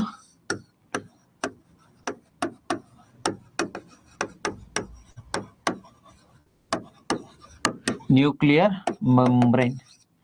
ಸೊ ನ್ಯೂಕ್ಲಿಯರ್ ಮೆಂಬ್ರೇನ್ ಇದೆ. ಸೊ ಇದ್ರ ಒಳಗಡೆ ಏನಿದೆ, ಜೆನೆಟಿಕ್ ಮೆಟೀರಿಯಲ್ ಇದೆ, ನಥಿಂಗ್ ಬಟ್ DNA ಇದೆ. ಬಟ್ DNA ಏನಾಗಿದೆ, ಸುತ್ತ ನ್ಯೂಕ್ಲಿಯರ್ ಮೆಂಬ್ರೇನ್ ಇಂದ ಆವೃತವಾಗಿದೆ. ಸೊ ಇದು ಯುಕ್ಯಾರಿಯೋಟಿಕ್ ಸೆಲ್. ಬಟ್ ಇಲ್ಲೇನಾಗಿದೆ, ಅದರಿಂದ ಆವೃತವಾಗಿಲ್ಲ, ಬಟ್ DNA ಇದೆ. ಸೊ ಈ ರೀತಿ ಇರ್ತಕ್ಕಂಥ DNA ಹೊರತುಪಡಿಸಿ ಮತ್ತೊಂದಷ್ಟು ಜೆನೆಟಿಕ್ ಮೆಟೀರಿಯಲ್ ಅಥವಾ DNA ಇರುತ್ತೆ. ಅದು ಇಂಡಿಪೆಂಡೆಂಟ್ ಆಗಿರುತ್ತೆ, ಸ್ವತಂತ್ರವಾಗಿರುತ್ತೆ. ಅದು ಎಲ್ಲಿರುತ್ತೆ ಅಂದ್ರೆ ನೋಡಿ, ಇಲ್ಲಿದೆ. ಇದು ಕೂಡ ಜೆನೆಟಿಕ್ ಮೆಟೀರಿಯಲ್. ಈ ರೀತಿ ಇಂಡಿಪೆಂಡೆಂಟ್, ಸ್ವತಂತ್ರವಾಗಿರತಕ್ಕಂತಹ ವಂಶವಾಹಿನಿ ಅಥವಾ DNA ಪ್ರೊಕ್ಯಾರಿಯೋಟಿಕ್ ಸೆಲ್ ಅಲ್ಲಿ ಏನಿರುತ್ತಲ್ವಾ, ಅದನ್ನೇ ನಾವು ಪ್ಲಾಸ್ಮಿಡ್,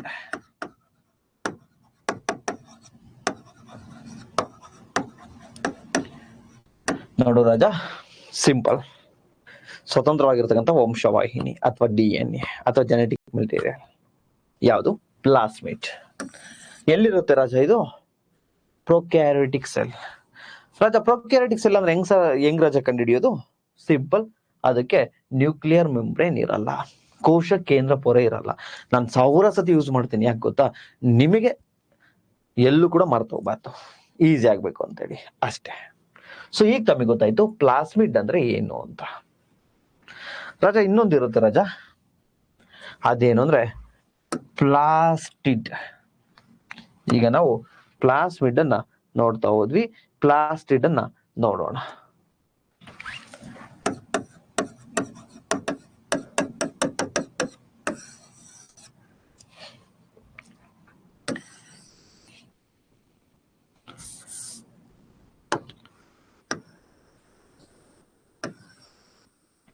ಇದು ಕೂಡ ಡಬಲ್ ಮೆಂಬ್ರೇನ್ ಇರುತ್ತೆ. ಸೊ ಇದ್ರೊಳಗಡೆ ಏನಿರುತ್ತೆ ಅಂದ್ರೆ ಕ್ಲೋರೋಫಿಲ್ ಇರುತ್ತೆ. ಕ್ಲೋರೋಫಿಲ್ ಅಂದ್ರೆ ಪತ್ರ ಹರಿತು, ಪತ್ರ ಹರಿತು ಕೂಡ ಇಲ್ಲಿರುತ್ತೆ. ಸೊ ಇದು ನಿನ್ನ ಡೀಟೇಲ್ ಆಗಿ ಓದ್ಬೇಡ. ಸೊ ಇದು ಕೆಲಸ ಏನಾಗಿರುತ್ತೆ, ಪ್ಲಾಸ್ಟಿಡ್ ನ ಕೆಲಸ ಏನಾಗಿರುತ್ತೆ? ಒಂದು ಫುಡ್ ಮ್ಯಾನುಫ್ಯಾಕ್ಚರಿಂಗ್ ಅಂದ್ರೆ ಆಹಾರವನ್ನು ಉತ್ಪಾದನೆ ಮಾಡೋದು, ಆಹಾರವನ್ನು ಉತ್ಪಾದನೆ ಮಾಡ್ಲಿಕ್ಕೆ ಹೆಲ್ಪ್ ಮಾಡುತ್ತೆ.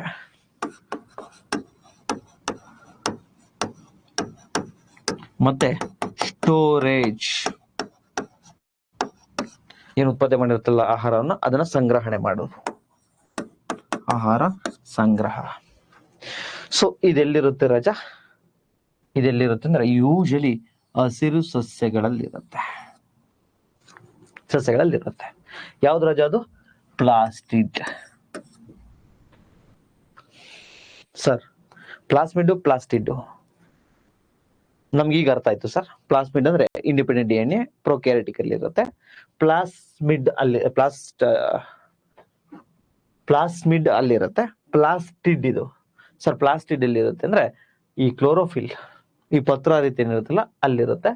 ಅದೇನ್ ಸರ್ ಮಾಡುತ್ತೆ? ಆಹಾರ ಉತ್ಪಾದನೆಯನ್ನ ಮಾಡುತ್ತೆ. ಅದನ್ನ ಬಿಟ್ಟರೆ ಏನ್ ಮಾಡುತ್ತೆ ಸರ್? ಸ್ಟೋರೇಜ್ ಅನ್ನ ಮಾಡುತ್ತೆ ಸರ್. ಸಿಂಪಲ್.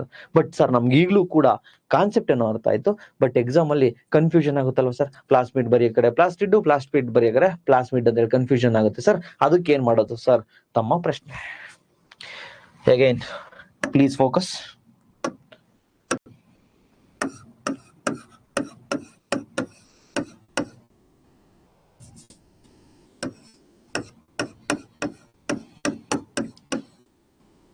ನೋಡು ರಾಜ, ಪ್ಲಾಸ್ಮಿಡ್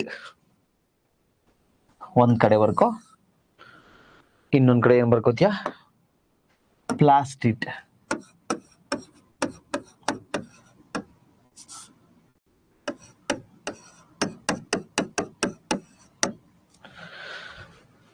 ಕನ್ನಡದಲ್ಲೂ ಬರ್ಕೋ ರಾಜ.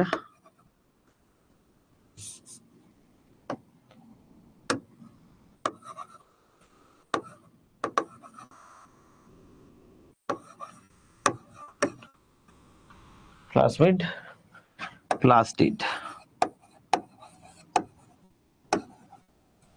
ದಯವಿಟ್ಟು ಈಗ ಇಬ್ರು ನೋಡ್ತಾ ಬನ್ನಿ, Kannada medium and English medium students. ನೋಡಿ, ಪ್ಲಾಸ್ಮಿಡ್ ತಮಗೆ ಗೊತ್ತಾಯ್ತು ಏನ್ರಿ ಇದು? ಇಂಡಿಪೆಂಡೆಂಟ್ ಸೆಲ್ ರೀ. ಎಲ್ಲಿರತ್ರಿ ಇಂಡಿಪೆಂಡೆಂಟ್ ಸೆಲ್? ಇದು ಸಾರಿ, ಇಂಡಿಪೆಂಡೆಂಟ್ ಜೆನೆಟಿಕ್ ಮೆಟೀರಿಯಲ್ ಎಲ್ಲಿರುತ್ತ್ರಿ? ಜೆನೆಟಿಕ್ ಮೆಟೀರಿಯಲ್ ಇಲ್ಲಿರಿದ್ರೆ ಇಲ್ಲಿ ಒಂದು ಇಂಡಿಪೆಂಡೆಂಟ್ ಆಗಿ ಜೆನೆಟಿಕ್ ಮೆಟೀರಿಯಲ್ ಇರುತ್ತೆ. ಇದನ್ನೇ ನಾವೇನಂತ ಕರಿತೀವಿ? ಪ್ಲಾಸ್ಮಿಡ್. ಎಲ್ಲಿರುತ್ತೆ ಇದು? ಪ್ರೊಕ್ಯಾರಿಯೋಟ್ಸ್, ಪ್ರೊಕ್ಯಾರಿಯೋಟ್ಸ್ ಇರುತ್ತೆ. ಸರ್ ಪ್ಲಾಸ್ಟಿಡ್ ತಮಗೆ ಗೊತ್ತಾಯ್ತು, food and storage, food manufacturing, storage. ಇಲ್ಲಿ ಪತ್ತ ಹರಿಯಿತು, ಕ್ಲೋರೋಪ್ಲಾಸ್ಟ್ ಅಲ್ವೇನಮ್ಮ? ಸೊ ಎರಡಕ್ಕೂ ಒಂದು ಅಕ್ಷರ ಮೈನ್ ಪಾಯಿಂಟ್ ಅನ್ನ ವಹಿಸುತ್ತಿಲ್ಲಿ. ಅದ್ಯಾವುದು ಅಂದ್ರೆ, ಒಂದು ಇಲ್ಲಿ ಎಮ್ ಪ್ಲಾಸ್ಮಿ, ಇಲ್ಲಿ ಪ್ಲಾಸ್ಟಿ ಟಿ. ಸೊ ಕ್ಲೋರೋಪ್ಲಾಸ್ಟ್ ಅಂದ್ರೆ ತಮಗೆ ಅರ್ಥ ಆಗುತ್ತೆ, ಪತ್ರಹರಿತು ಅಂತ ಈಸಿ ಗೊತ್ತಾಗುತ್ತೆ. ಸೊ ಪತ್ರಹರಿತು ಏನು ಸಹ? ಇದು ದ್ವಿತೀಯ ಸಂಶ್ಲೇಷಣ ಕ್ರಿಯೆಗೆ ಹೆಲ್ಪ್ ಮಾಡುತ್ತೆ. ಅಂದ್ರೆ ಸೂರ್ಯನ ಬೆಳಕು ಸಸ್ಯಗಳ ಮೇಲೆ ಬಿದ್ದಾಗ ಸಸ್ಯವು ಸೂರ್ಯನ ಬೆಳಕಿನ ಸಹಾಯದೊಂದಿಗೆ ನೀರನ್ನ ಬಳಸಿಕೊಂಡು ತನ್ನ ಆಹಾರವನ್ನ ಪತ್ರ ಹರಿತಿನ ಸಹಾಯದೊಂದಿಗೆ, ಅಂದ್ರೆ ಕ್ಲೋರೋಪ್ಲಾಸ್ಟ್ ನ ಸಹಾಯದೊಂದಿಗೆ ತನ್ನ ಆಹಾರವನ್ನ ತಾನೇ ತಯಾರಿಸಿಕೊಳ್ಳುತ್ತದೆ. ಇದನ್ನೇ ದ್ಯುತಿ ಸಂಶ್ಲೇಷಣ ಕ್ರಿಯೆ ಅಂತ ಹೇಳಿ ಕರಿತೀವಿ. ಫೋಟೋಸಿಂಥೆಸಿಸ್ ಅಂತ ಹೇಳಿ 6ನೇ ಕ್ಲಾಸಲ್ಲಿ ಓದಿರ್ತೀರಾ. ಸೊ ಆ ಫೋಟೋಸಿಂಥೆಸಿಸ್ಗೆ 2 ಇಂಪಾರ್ಟೆಂಟು. ಒಂದು ಸೂರ್ಯನ ಬೆಳಕು, sunlight. Another one is chloroplast, ಪತ್ರ ಹರಿತು. ಕ್ಲೋರೋಫಿಲ್, ಕ್ಲೋರೋಪ್ಲಾಸ್ಟ್ ಅಲ್ವೇನ್ರಿ? So plast, chloroplast, chloroplast, plast plast plast plast, T T T T T ಬಂತಲ್ವೇನ್ರಿ? ಸೊ ಪ್ಲಾಸ್ಟಿಡ್, ಟಿ ಬಂತಲ್ವೇನ್ರಿ? ಸೊ ಟಿ ಬಂದಿದೆ ಅಂದ್ರೆ ಅದೇನ್ರಿ? ಫುಡ್ ಮ್ಯಾನುಫ್ಯಾಕ್ಚರಿಂಗ್, ಅದು ಪತ್ರ ಹರಿತು ಅಂತ ಹೇಳಿ ನೆನ್ಪಿಟ್ಕೊಂಡ್ಬಿಡಿ. ಟಿ ಪ್ಲಾಸ್ಟಿಡ್. ಇಲ್ಲಿ ನೋಡಿ ಆ ಟಿ ಬರಲ್ಲ, ಇಲ್ಲೇನ್ ಬರುತ್ತೆ? ಪ್ಲಾಸ್ಮಿಡ್. ಸೊ ಒಂದ್ ಗೊತ್ತಾಗಿದೆ ಅಂದ್ರೆ ಇನ್ನೊಂದು ಈಸಿಯಾಗಿ ತಮಗೆ ಗೊತ್ತಾಗುತ್ತೆ. ಇದು ಇಂಡಿಪೆಂಡೆಂಟ್ ಡಿಎನ್ಎ, ಸ್ವಾತಂತ್ರ್ಯ ವಂಶವಾಹಿನಿ ಅಥವಾ ಡಿಎನ್ಎ ಅಥವಾ ಕ್ರೋಮೋಸೋಮ್ಸ್ ಏನಾದ್ರು ಕರ್ಕೊಳ್ಳಿ. ನಾನು ನಿಮ್ಗೆ ಆಮೇಲೆ ಹೇಳ್ಕೊಡ್ತೀನಿ ಜೀನ್ಸ್ ಅಂದ್ರೇನು, ಕ್ರೋಮೋಟಿನ್ ಅಂದ್ರೇನು, ಕ್ರೋಮೋಸೋಮ್ಸ್ ಅಂದ್ರೆ ಏನು ಅಂತೇಳಿ. ಅದನ್ನ ಈಗ ತಲೆಗೆ ಇಡ್ಸ್ಕೊಬೇಡಿ. ಸೊ ಇಷ್ಟ ಅರ್ಥ ಆಯ್ತಾ?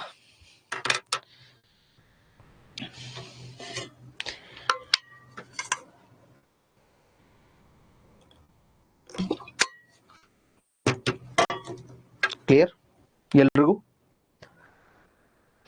ಅಂಡ್ ಅವತ್ತಿಂದ ಇದನ್ನು ಮಾಡಿ. ರಾಜ ಓಡು ಸೂಪರ್ ಸರ್, ಕಾನ್ಸೆಪ್ಟ್ ಸೂಪರ್ ಆಗಿದ್ಯಾ ಧನುಷ್ ಸರ್?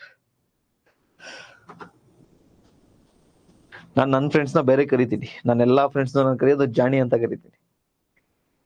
ಜಾಣಿ ಅಂತ, ಬಾ ಜಾಣಿ ಅಂತೀನಿ ನಾನು. ಫಾರ್ ಎಕ್ಸಾಂಪಲ್ ನಮ್ಮ ಶ್ರೀಧರ್ ಇರ್ತಾನೆ, ಜಾಣಿ ಬಾ ಕ್ಲಾಸ್ ಆಯ್ತು ಕರ್ಕೊಂಡು ಹೋಗು ಅಂತೀನಿ. Okay clear?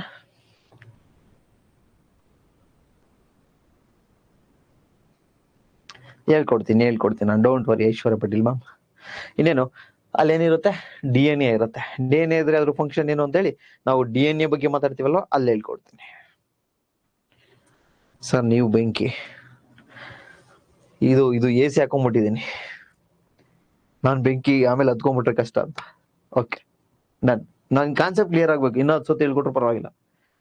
ಯಾಕಂದ್ರೆ ಆಮೇಲೆ ಕೆಲವರು ಹೇಳ್ತಾನೆ, ಒಬ್ರು ಸ್ಟೂಡೆಂಟ್ಸ್ ಕಾಲ್ ಮಾಡಿದ್ರು, ಸರ್ ಎಕ್ಸಾಮ್ ಬೇಗ ಖಾಲಿ ಆಗುತ್ತೆ ಸರ್, ಏನ್ ಮಾಡೋದು ಸರ್, ನಾನು ಕಂಪ್ಲೀಟ್ ಆಗಿ ಓದಕ್ಕಾಗಲ್ಲ, ಇಂಪಾರ್ಟೆಂಟ್ ಟಾಪಿಕ್ಸ್ ಹೇಳಿ ಸರ್, ನಾನು ಎಲ್ಲ ಸಬ್ಜೆಕ್ಟ್ ಅಂದ್ರು. ನೋಡಿ ನಾನು ಹೇಳೋದೊಂದು, ಮಿನಿಮಮ್ 4 ಮಂತ್ಸ್ ಅಥವಾ 5 ಮಂತ್ಸ್ ಅಥವಾ 6 ಮಂತ್ಸ್ ವರ್ಗು ಎಕ್ಸಾಮಿಗೆ ಸಿಗುತ್ತೆ.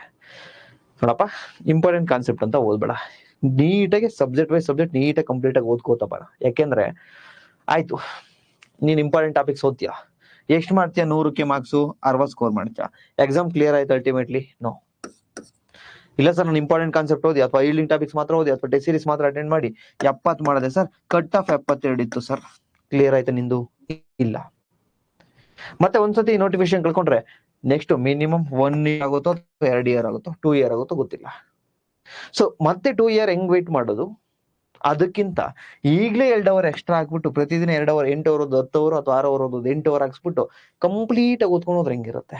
ಸೊ ನನ್ನ ಇಂಟೆನ್ಷನ್ ಒಂದೇ, ಈಗ ನಾನು ಮುಗಿಸಿರೋ 3 ಸಬ್ಜೆಕ್ಟ್, ಅದ್ರಲ್ಲಿ ನಿಮ್ಗೆ ಅಬ್ಸಲ್ಯೂಟ್ ಕಾನ್ಸೆಪ್ಟ್ ಕ್ಲಾರಿಟಿ ಇರಬೇಕು. ಇದು 4ನೇದು. ಇದು ಮುಗಿಸಿದ್ರೆ ಯಾವ್ದ್ರಿ? ಜಿಯೋಗ್ರಫಿ ಒಂದಿರತ್ರಿ, ಮೆಂಟಾಲಿಟಿ ಒಂದಿರತ್ರಿ, ಹಿಸ್ಟ್ರಿ ಒಂದು. ಹಿಸ್ಟ್ರಿ ಮೆಂಟಾಲಿಟಿ ಯಾವ ಬೇಕಾದ್ರೂ ಮಾಡ್ಬೋದು, ತೊಂದರೆ ಇಲ್ಲ. 1 ವೀಕಿಗೆ ಅಥವಾ ಒಂದು 15 ದಿನಕ್ಕೆ ಯಾವ್ದು ಮೆಂಟಾಲಿಟಿ ಮುಗಿಯುತ್ತೆ. ಹಿಸ್ಟ್ರಿ ಒಂದು 20 ದಿನ, ಅಂದ್ರೆ 2 ಸೇರಿ ಒಂದೇ ಸತಿ ಹಾಕಿದ್ರೆ ಒಂದು 25 ದಿನಕ್ಕೆ 2 ಸಬ್ಜೆಕ್ಟ್ ಮುಗಿಯುತ್ತೆ. ಬಟ್ ಈ ಕಷ್ಟ ಆಗಿರೋ ಫಸ್ಟ್ ಮುಗಿಸ್ಕೊಳ್ಳೋಣ. Okay done. Thank you sir, ನಿಮ್ದೆಲ್ಲ ಎಕನಾಮಿಕ್ ಕ್ಲಾಸಸ್ ಮತ್ತೆ IC classes super. Thank you ma'am, thank you sir Vittal sir, thank you. Okay, ಮತ್ತೆ ಇನ್ನೊಂದು ಹೆಂಗ್ ಗೊತ್ತಾ, ನಾನು ಸೈನ್ಸ್ ಸ್ಟೂಡೆಂಟ್ ಅಲ್ಲ, ನನ್ನ ಕಾಮರ್ಸ್ ಸ್ಟೂಡೆಂಟ್ಸ್ ಅಥವಾ ಆ ಸ್ಟೂಡೆಂಟ್ಸ್, ದಯವಿಟ್ಟು ಅವರು ಅದನ್ನ ಮೈಂಡ್ ಸೆಟ್ ಇಂದ ಆಚೆ ತೆಗೆದ್ಬಿಟ್ಟು ಫಸ್ಟ್ ಕ್ಲಾಸ್ ಇಂದನು ಅವತ್ತಿಂದ ಅವತ್ತು ಕ್ಲಾಸ್ ಕೇಳಿ, ನೋಟ್ಸ್ ಜೆರಾಕ್ಸ್ ಹಾಕಿಸ್ಕೊಳ್ಳಿ, ಅವತ್ತಿಂದ ಅವತ್ತು ರಿವಿಷನ್ ಮಾಡಿ, ನಾಳೆ ಬರ್ಬೇಕಾದ್ರೆ ಹಿಂದದ್ ಮುಗಿಸ್ಕೊಂಡ್ ಬನ್ನಿ. ಇಲ್ಲ ಇವತ್ತು ಲೈವ್ ಇದೆ ಕೇಳ್ಕೊಂಡ್ಬಿಡ್ತೀನಿ, ನೆನ್ನೆದ ಆಮೇಲೆ ನೋಡ್ತೀನಿ, ಅದು ಆಗಲ್ಲ ಇಲ್ಲಿ ಸೈನ್ಸ್ ಅಲ್ಲಿ. ಓಕೆ ಡನ್, ಜಾಸ್ತಿ ಮಾತಾಡೋದು ಬೇಡ. ಈಗ ತಮಗೆ ಗೊತ್ತಾಯ್ತು ಯಾವನ್ಗೆ ಅರ್ಥ ಆಗುತ್ತೆ ಅಂತ ಏನಿಲ್ಲ, ಎಲ್ರಿಗೂ ಅರ್ಥ ಆಗುತ್ತೆ. ಓಕೆನಾ? ಸೊ ಈ ಡೈಲಾಗ್ ಬೇಡ ಇದು. Next,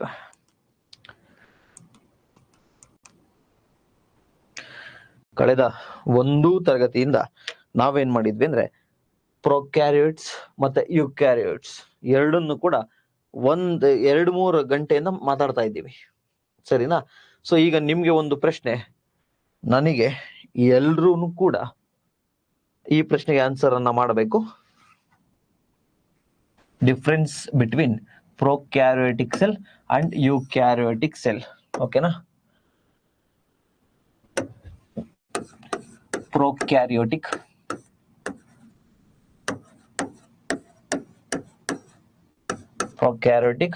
and eukaryotic. Eukaryon word break down ಮಾಡೋದು ಲಾಸ್ಟ್ ಕ್ಲಾಸಲ್ಲಿ ಹೇಳ್ಕೊಟ್ಟಿದ್ದೆ. ಸೊ ಈಗ ಒಂದೊಂದೇ ಡಿಫ್ರೆನ್ಸ್ ನಿಮ್ ಕಡೆಯಿಂದ ಬರ್ಲಿ.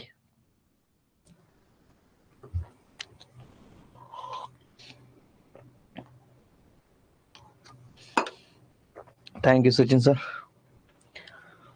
ಇದು ವಿತೌಟ್ ನ್ಯೂಕ್ಲಿಯರ್ ಮೆಂಬ್ರೈನ್. ಎಸ್, ಯಾವುದು? Prokaryotic. Very good. Well defined nuclear membrane ಇಲ್ಲ. ಇಟ್ ಮೀನ್ಸ್ ಪ್ರಿಮಿಟಿವ್ ನ್ಯೂಕ್ಲಿಯರ್ ಅಂದ್ರೆ ಪ್ರಾಥಮಿಕ ಕೋಶ ಕೇಂದ್ರವನ್ನು ಒಳಗೊಂಡಿದೆ. ಇಟ್ ಮೀನ್ಸ್ ಇಲ್ಲಿ ನ್ಯೂಕ್ಲಿಯರ್ ಮೆಂಬ್ರೈನ್ ಇಲ್ಲ, ಕೋಶ ಕೇಂದ್ರ ಪೊರೆ ಇಲ್ಲ. ಇಲ್ಲಿ ವೆಲ್ ಡೆವಲಪ್ಡ್, ನಮ್ಮಲ್ಲಿ ನೋಡಿ, ನಮ್ಮಲ್ಲಿ ವೆಲ್ ಡೆವಲಪ್ಡ್. ಓಕೆ, ನ್ಯೂಕ್ಲಿಯರ್ ಇರುತ್ತೆ, ಇಲ್ಲಿ ನ್ಯೂಕ್ಲಿಯರ್ ಇರಲ್ಲ. Then very good Ayyappa. Prokaryotic cell without cell membrane. Yes, very good. Super sir, notes download ಆಯ್ತು. Okay, very good. Without cell membrane, naked. Yes, very good. Next. Yes Ayyappa, very good. Prokaryotic usually ಏನಾಗಿರ್ತವೆ ಹೇಳಿ? Just a minute.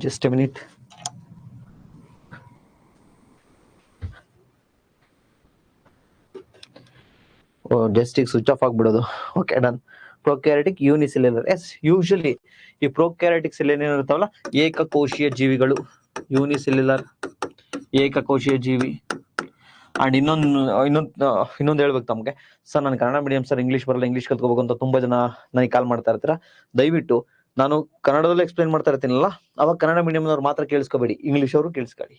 At the same time ನಾನು English ಆಗಿ ಹೇಳ್ತಾ ಇರ್ತೀನಲ್ಲ, ಆಗ English medium ಅವ್ರು ಮಾತ್ರ ಕೇಳಿಸ್ಕೋಬೇಡಿ. ಕನ್ನಡ ಮೀಡಿಯಂನವ್ರು ಸುಮ್ಮನೆ ನೋಡ್ತಾ ಇರ್ತೀರಾ, ಬೇಡ. ತಾವು ಕೂಡ ಇಂಗ್ಲಿಷ್ ಹೇಳ್ತಾ ಇರ್ತಕ್ಕಂಥ ಸಂದರ್ಭದಲ್ಲಿ ಕಲ್ತ್ಕೊಡಿ. ಯೂನಿಸೆಲ್ಯುಲರ್, ಏಕಕೋಶೀಯ ಜೀವಿ. ಯೂಶಲಿ ಯೂಕ್ಯಾರಿಟಿಕ್, ನಾವು ಮನುಷ್ಯರು ಒಂದೇ ಒಂದು ಸೆಲ್ ಇದೆ, ನಮ್ದು ಟ್ರಿಲಿಯನ್ ಗಟ್ಟಲೆ ಸೆಲ್ ಇದೆ. ಪ್ರಾಣಿಗಳು, ಮರಗಳು. ಸೊ ಇಲ್ಲಿ ಮಲ್ಟಿ ಸೆಲ್ಯುಲರ್, ಬಹುಕೋಶೀಯ ಜೀವಿ. Very good, very good. Next Ayyappa, ಬೇರೆಯವ್ರು ಆನ್ಸರ್ ಮಾಡಿ.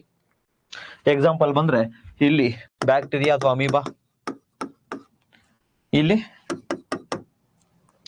ನಾವು ಅನಿಮಲ್ಸ್, ಪ್ರಾಣಿಗಳು, ಮತ್ತೆ ಮರಗಳು, plants, etcetera etcetera. Okay, next.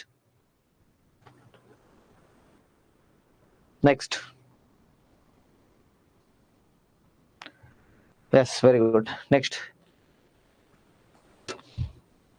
Yes, next.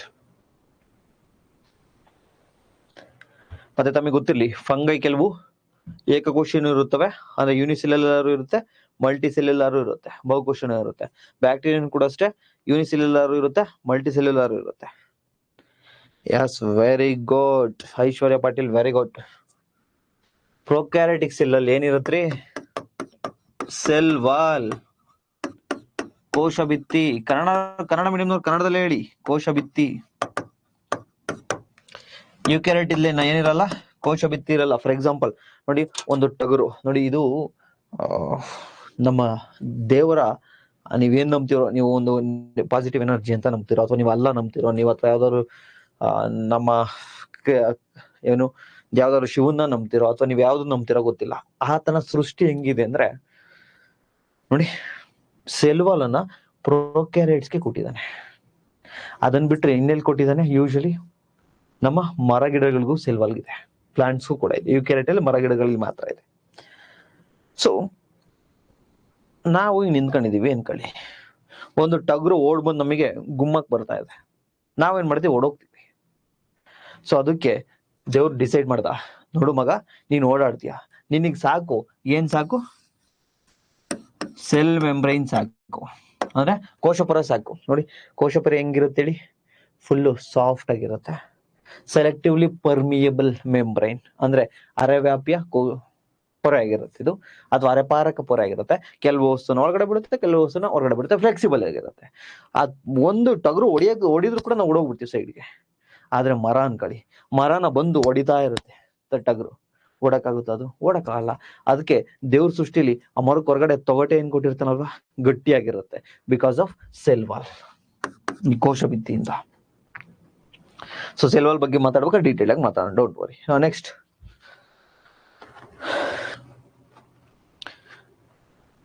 Yes, cell wall ಪ್ರೊಕ್ಯಾರಿಟಿಕಲ್ ಇರುತ್ತೆ, ಯುಕ್ಯಾರಿಟಿಕಲ್ ಇರುತ್ತೆ, ಬಟ್ ಪ್ಲಾಂಟ್ಸ್ ಫಂಗೈ ಅಂದ್ರೆ ಶೈವಲಗಳು ಅಲ್ಲಿ ಮಾತ್ರ ಇರುತ್ತೆ. Very good.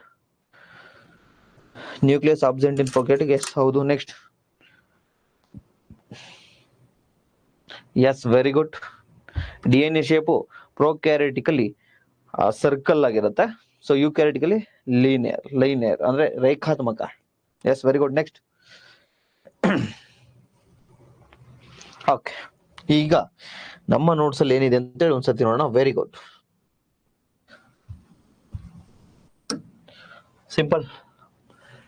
ಯುಕ್ಯಾರಿಯೋಟಿಕ್, ಯುಕ್ಯಾರಿಟಿಕ್ ಅಂದ್ರೆ ನೀನು ಅನ್ಕೋ, ಯು ಮನುಷ್ಯ. ಸೊ ಮಲ್ಟಿ ಸೆಲ್ಯುಲರ್ ಯೂಶಲಿ ಇದು ಅನಿಮಲ್, ಪ್ಲಾಂಟ್ಸ್, ಫಂಗೈ, ಪ್ರೋಟಿಸ್ಟಾ ಇವೆಲ್ಲ ಕೂಡ ಏನು ಹೇಳಿ eukaryotic. Next, any cell that contains clearly defined nucleus and membrane bound organelles. ಇದು ಇಂಪಾರ್ಟೆಂಟ್. ಅಂದ್ರೆ ಯುಕ್ಯಾರಿಯೋಟಿಕ್ ಅಲ್ಲಿ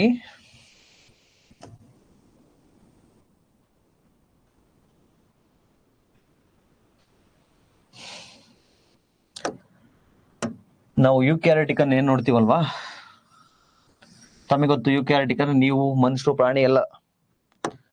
ಸೊ ಇಲ್ಲೇನಿದೆ, ವೆಲ್ ಡೆಫೈನ್ಡ್ ನ್ಯೂಕ್ಲಿಯಸ್ ಇದೆ. ಅಟ್ ಎ ಸೇಮ್ ಟೈಮ್ ಇಲ್ಲಿರ್ತಕ್ಕಂತಹ ಎಲ್ಲ ಆರ್ಗನಲ್ಸ್ ಅನ್ನ ಗಮನಿಸಿ. ಈ ಮನುಷ್ಯರಲ್ಲಿರ್ತಕ್ಕಂತಹ ಅಥವಾ ಪ್ರಾಣಿಯಲ್ಲಿರ್ತಕ್ಕಂತಹ ಸೆಲ್ ಅಲ್ಲಿರ್ತಕ್ಕಂತಹ ಆರ್ಗನ್ಸ್ ಅನ್ನ ಗಮನಿಸಿ.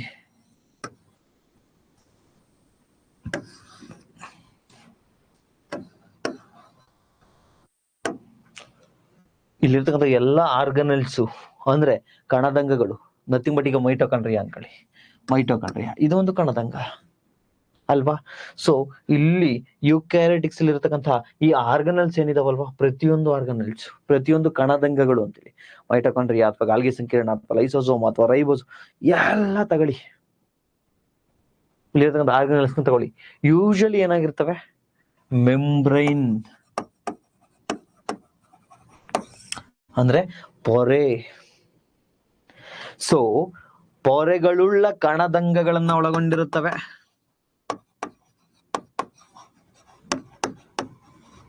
ಕಣದಂಗಗಳು, ಆರ್ಗನಲ್ಸ್ ಏನಿರುತ್ತೆ ಮೆಂಬ್ರೈನ್, ಆರ್ಗನಲ್ಸ್ ಏನಿರುತ್ತೆ ಮೆಂಬ್ರೈನ್ ಇರುತ್ತೆ, ಅಂದ್ರೆ ಕಣದಂಗಗಳಿಗೆ ಪೊರೆ ಇರುತ್ತೆ. ಅದೇ ಪ್ರೊಕ್ಯಾರಿಯೋಟಿಕ್ ಹೋಗಿ, ಇದು ಪ್ರೊಕ್ಯಾರಿಯೋಟಿಕ್ ಅದು ಬ್ಯಾಕ್ಟೀರಿಯಾ ಅನ್ಕೊಳ್ಳಿ. ನೋಡ್ರಿ, ಫಸ್ಟ್ ಆಫ್ ಆಲ್ ಇದಕ್ಕೆ ಮೆಂಬ್ರೈನ್ ಇಲ್ಲ.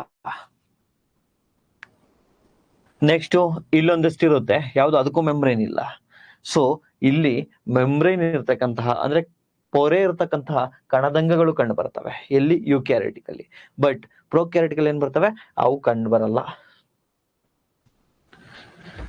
ನೋಡಿ ಸಿಂಪಲ್, ಮೆಂಬ್ರೈನ್ ಬೌಂಡ್ ಆರ್ಗನೆಲ್ಸ್, ಅದ್ರ ಸುತ್ತ ಪೊರೆ ಇರತಕ್ಕಂತಹ ಕಣದಂಗಗಳು ಕಂಡು ಬರ್ತವೆ ಯುಕ್ಯಾರಿಟಿಕ್ ಅಲ್ಲಿ.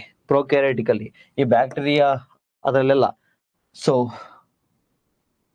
Does not contain membrane bound nucleus, ಅಂದ್ರೆ ಕೋಶ ಕೇಂದ್ರ ಏನಿರುತ್ತಲ್ಲ ಅದಕ್ಕೆ ಕೋಶ ಕೇಂದ್ರ ಪೊರೆ ಇರಲ್ಲ. ಅಟ್ ಎ ಸೇಮ್ ಟೈಮ್ ಆ ಆರ್ಗನಲ್ಸ್ಗೂ ಇರಲ್ಲ ಮೆಂಬ್ರೈನ್, ಅಂದ್ರೆ ಅಲ್ಲಿ ಇರ್ತಕ್ಕಂಥ ಬೇರೆ ಯಾವ್ದು ಇವಿರ್ತಾವಲ್ವಾ ಕಣದಂಗಗಳು, ಅವಕ್ಕೂ ಇರಲ್ಲ. ಯೂಶಲಿ ಏನಾಗಿರುತ್ತೆ ಅಂದ್ರೆ ಯುಕ್ಯಾರಿಟಿಕ್ ಮಲ್ಟಿ ಸೆಲ್ಯುಲರ್, ಸಿಕ್ಕಾಬಟ್ಟೆ ಸೆಲ್ ಇರ್ತವೆ. ಆರ್ಗನಲ್ಸ್ ಕೂಡ ನೀಟಾಗಿ ವೆಲ್ ಡಿಫೈನ್ ಆಗಿರ್ತವೆ, ಇಲ್ಲದಿರಲ್ಲ. ನೆಕ್ಸ್ಟ್ ನ್ಯೂಕ್ಲಿಯಸ್ ಪ್ರೆಸೆಂಟ್ ಎಲ್ಲಿ, ಯುಕ್ಯಾರಿಟಿಕ್ ಅಲ್ಲಿ. ಅದ್ರ ಸುತ್ತ ಏನಿರುತ್ತೆ, ಮೆಂಬ್ರೈನ್ ಬೌಂಡ್, ಅದ್ರ ಸುತ್ತ ನ್ಯೂಕ್ಲಿಯರ್ ಪೊರೆ, ನ್ಯೂಕ್ಲಿಯರ್ ಮೆಂಬ್ರೈನ್ ಅಥವಾ ಕೋಶ ಕೇಂದ್ರ ಪೊರೆ ಇರುತ್ತೆ. ಅದೇ ಪ್ರೊಕ್ಯಾರಿಟಿಕ್ ಅಲ್ಲಿ ಆಬ್ಸೆಂಟ್, ಅದಿರಲ್ಲ. ಬಟ್ ಏನಿರುತ್ತೆ, ನ್ಯೂಕ್ಲೈಡ್ ಅಂತ ಹೇಳಿ ಕರಿತೀವಿ. ನ್ಯೂಕ್ಲೈಡ್ ಅಂದ್ರೆ ಏನು, ಸೊ ಇಲ್ಲಿ ನೋಡಿ ಈ ವರ್ಣತಂತು ಇರುತ್ತಲ್ವಾ, ಇದು ಎನ್ವಲಪ್ ಆಗಿರಲ್ಲಲ್ವಾ, DNA ಎನ್ವಲಪ್ ಆಗಿರಲ್ವಾ, ಬಟ್ ಇಲ್ಲಿ ನ್ಯೂಕ್ಲಿಕ್ ಆಮ್ಲ ಇರುತ್ತೆ. ಸೊ ಅದನ್ನೇ ನಾವೇನಂತ ಹೇಳಿ ಕರಿತೀವಿ, ನ್ಯೂಕ್ಲಿಯೈಡ್ ಅಂತೇಳಿ ಕರಿತಾ ಹೋಗ್ತೀವಿ. ಇದು ನ್ಯೂಕ್ಲಿಯೈಡ್ ಎಲ್ಲಿರುತ್ತೆ, ಪ್ರೊಕ್ಯಾರಿಟಿಕ್ ಅಲ್ಲಿ. ನಮ್ಮಲ್ಲಿ ಏನಿರುತ್ತೆ, ನ್ಯೂಕ್ಲಿಯಸ್ ಇರುತ್ತೆ, ಅಂದ್ರೆ ಕೋಶ ಕೇಂದ್ರ. ಸೊ ಸೆಲ್ ಸೈಜ್ ಬಂದ್ಬಿಟ್ಟು ಯೂಶಲಿ ಯುಕ್ಯಾರಿಟಿಕ್ ಅಲ್ಲಿ ಅಂದ್ರೆ ನಮ್ಮಲ್ಲಿ ಯುಕ್ಯಾರಿಟಿಕ್ ಅಲ್ಲಿ 10 ರಿಂದ 100 ಮೈಕ್ರೋಮೀಟರ್ಸ್ ಇರುತ್ತೆ. ಬಟ್ ಇಲ್ಲಿ ತುಂಬಾ ಸ್ಮಾಲ್ ಇರುತ್ತೆ, ಪ್ರೊಕ್ಯಾರಿಟಿಕ್ ಅಲ್ಲಿ DNA ರೆಪ್ಲಿಕೇಶನ್ ಬಗ್ಗೆ ನಾವಿನ್ನ ಮಾತಾಡಲ್ಲ, ಆಮೇಲೆ ಮಾತಾಡೋಣ. Next multicellular. ಯೂಶಲಿ ಮಲ್ಟಿಸೆಲ್ಯುಲರ್ ಯಾವುದು? ಯುಕ್ಯಾರಿಯೋಟಿಕ್. ಪ್ರೊಕ್ಯಾರಿಯೋಟಿಕ್ ಯೂನಿಸೆಲ್ಯುಲರ್ ಅಂದ್ರೆ ಬಹುಕೋಶೀಯ ಜೀವಿ, ಇದು ಏಕಕೋಶೀಯ ಜೀವಿ. ಸ್ವಲ್ಪ ಫಾಸ್ಟ್ ಆಗಿ ಹೇಳ್ತಿದ್ದೀನಿ, ಆಲ್ರೆಡಿ ಇದು ಮಾತಾಡಿದ್ದೀವಿ. Chromosomes more than one. Chromosomes ಒಂದಕ್ಕಿಂತ ಜಾಸ್ತಿ ಇರುತ್ತೆ. ಸೊ ಇಲ್ಲಿ ಒಂದು ಲಾಂಗ್ ಸಿಂಗಲ್ ಲೂಪ್ DNA ಇರುತ್ತೆ, ಮತ್ತೆ ಒಂದು ಆ DNA ಒಂದು ಬಿಟ್ರೆ ಇನ್ನೊಂದೇನಿರುತ್ತೆ? Plasmid. Plasmid nothing but independent DNA ಅದೊಂದಿರುತ್ತೆ. ರೈಬೋಸೋಮ್ಸ್ ತುಂಬಾ ದೊಡ್ಡದಿರುತ್ತೆ ಯುಕ್ಯಾರಿಟಿಕಲ್. ನಮ್ಮಲ್ಲಿ ರೈಬೋಸೋಮ್ಸ್ ತುಂಬಾ ಚಿಕ್ಕದಿರುತ್ತೆ. ಯೂಶಲಿ ಅಲ್ಲೆಲ್ಲವೂ ಚಿಕ್ಕದೆ, ಯಾಕಂದ್ರೆ ಅದು ಏಕಕೋಶೀಯ ಜೀವಿ. ಗ್ರೋತ್ ನಮ್ಮಲ್ಲಿ ಸ್ಲೋ ಆಗುತ್ತೆ. ಫಾರ್ ಎಕ್ಸಾಂಪಲ್, ನಾವು ನಮ್ಮ ಗ್ರೋತ್ ಅಥವಾ ನಮ್ಮ ರೀಪ್ರೊಡಕ್ಷನ್ ಅನ್ನ ನೋಡಿದ್ರೆ 9 ತಿಂಗಳು ಕಷ್ಟಪಟ್ಟು ಆಮೇಲೆ ಹುಟ್ಟಿ ಇಷ್ಟು ಚಿಕ್ಕಿರೋ ಪಾಪು ಒಂದು ವರ್ಷ ಆದ್ಮೇಲೆ ಇಷ್ಟ ಆಗುತ್ತೆ, ಒಂದು 5 ವರ್ಷ ಆದ್ಮೇಲೆ ಇಷ್ಟ ಆಗುತ್ತೆ, ಒಂದು 10 ವರ್ಷ ಆದ್ಮೇಲೆ ಇಷ್ಟ ಆಗುತ್ತೆ. ಅದೇ ಪಾಪು ಒಂದು 20 ವರ್ಷ ಆದ್ಮೇಲೆ ನೋಡಿ ಇಷ್ಟು ಉದ್ದಾಗುತ್ತೆ ಅಲ್ವಾ? ಸೊ ಗ್ರೋತ್ ಏನಾಗುತ್ತೆ? ಸ್ಲೋ ಇರುತ್ತೆ. ಯಾಕೆ ಹೇಳಿ? ಮಲ್ಟಿ ಸೆಲ್ಯುಲರ್ ಆರ್ಗಾನಿಸಮ್ಸ್ ಅನೇಕ ಕೆಲಸಗಳಿರ್ತವೆ. ಅದೇ ಒಂದು ಅಮೀಬಾ ಎಷ್ಟು ಫಾಸ್ಟ್ ಮಲ್ಟಿಪ್ಲೈ ಆಗುತ್ತೆ ನೋಡಿ. ಕೊರೋನಾದಲ್ಲಿ ನೋಡಿದ್ರಲ್ವ, ವೈರಸ್ ಆಗಿರ್ಬೋದು ಅಥವಾ ಅಮೀಬಾ ಆಗಿರ್ಬೋದು, ಯಾವ ರೀತಿ ಡೆವಲಪ್ ಆಗುತ್ತೆ ಅಂತ ಹೇಳಿ. ಒಂದ್ಸತಿ ಆಕ್ಷಿ ಅಂದ್ರೆ ಅಲ್ಲೆಲ್ಲಿ ಅದೆಷ್ಟಿರುತ್ತೋ ಅದಕ್ಕಿಂತ ಜಾಸ್ತಿ ಆಗುತ್ತೆ. ಸೊ ಇದು ಫಾಸ್ಟ್ ಆಗಿ ಗ್ರೋತ್ ಆಗುತ್ತೆ. ಯಾವುದು? ಪ್ರೊಕ್ಯಾರಿಯೋಟಿಕ್. ಆರ್ಗನೆಲ್ಸ್. ಆರ್ಗನೆಲ್ಸ್ ಅಂದ್ರೆ ಕಣದಂಗಗಳು ಪ್ರೆಸೆಂಟ್ ಇಲ್ಲಿ ಯುಕ್ಯಾರಿಟಿಕಲ್. ಯೂಶಲಿ ಆರ್ಗನೆಲ್ಸ್ ಆಬ್ಸೆಂಟ್ ಅಂತಾನೆ ಹೇಳ್ಬೋದು, ಯಾಕಂದ್ರೆ ವೆಲ್ ಡಿಫೈನ್ಡ್ ಆರ್ಗನೆಲ್ಸ್ ಅಂದ್ರೆ ಕಣದಂಗಗಳು ಅಷ್ಟು ಕ್ಲಿಯರ್ ಆಗಿರಲ್ಲ ಏಕಕೋಶೀಯ ಜೀವಿಯಲ್ಲಿ. Next cell wall. Present cell wall ಅಂದ್ರೆ ಕೋಶ ಭಿತ್ತಿ ಎಲ್ಲಿರುತ್ತೆ? ಯುಕ್ಯಾರಿಟಿಕಲ್ ಇರುತ್ತೆ, ಬಟ್ ಮರಗಳಲ್ಲಿ ಮಾತ್ರ. Cell wall present in plants and fungi. ಶೈವಲಗಳು, ಪ್ಲಾಂಟ್ಸ್ ಮರಗಿಡಗಳು ಮತ್ತೆ ಶೈವಲಗಳಲ್ಲಿ ಇರುತ್ತೆ. ಅದೇ ಆಲ್ ಪ್ರೊಕ್ಯಾರಿಯೋಟಿಕ್ಸ್ ಎಲ್ಲದರಲ್ಲೂ ಕೂಡ ಕೋಶ ಭಿತ್ತಿ ಇರುತ್ತೆ, ನಥಿಂಗ್ ಬಟ್ ಸೆಲ್ ವಾಲ್ ಇರುತ್ತೆ. Next plasma membrane. Plasma membrane ಅಂದ್ರೆ ಕೋಶ ಪೊರೆ. ಪ್ಲಾಸ್ಮಾ ಮೆಂಬ್ರೈನ್, ಪ್ಲಾಸ್ಮಾ ಅಂದ್ರೆ ಏನು? ಕೋಶ ಅಂತ, ಸೆಲ್ ಅಂತ. ಸೊ ಕೋಶ ಪೊರೆ. ಕೋಶ ಪೊರೆ ಎಲ್ಲರಲ್ಲೂ ಇರುತ್ತಲ್ವಾ ನೋಡಿ, ಈ ಸೆಲ್ ಅಲ್ಲೂ ಇದೆ, ನಮ್ ಸೆಲ್ ಅಲ್ಲೂ ಕೂಡ ಕೋಶ ಪೊರೆ ಇದೆಯಲ್ವಾ? ಎಸ್, ಅಲ್ಲೂ ಕೂಡ ಪ್ರೆಸೆಂಟ್.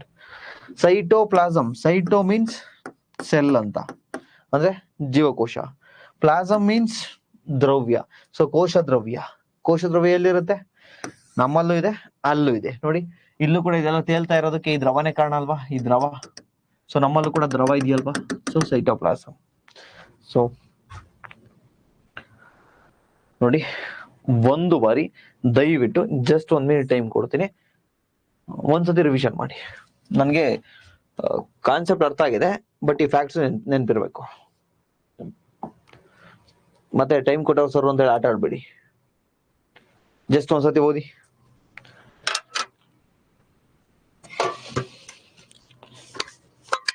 ಎಸ್, ಸೈನೋಬ್ಯಾಕ್ಟೀರಿಯಲ್ ಕೂಡ ಇರುತ್ತೆ, ತನ್ನ ಆಹಾರವನ್ನ ತಾನೇ ತಯಾರಿಸ್ಕೊಳ್ಳುತ್ತೆ.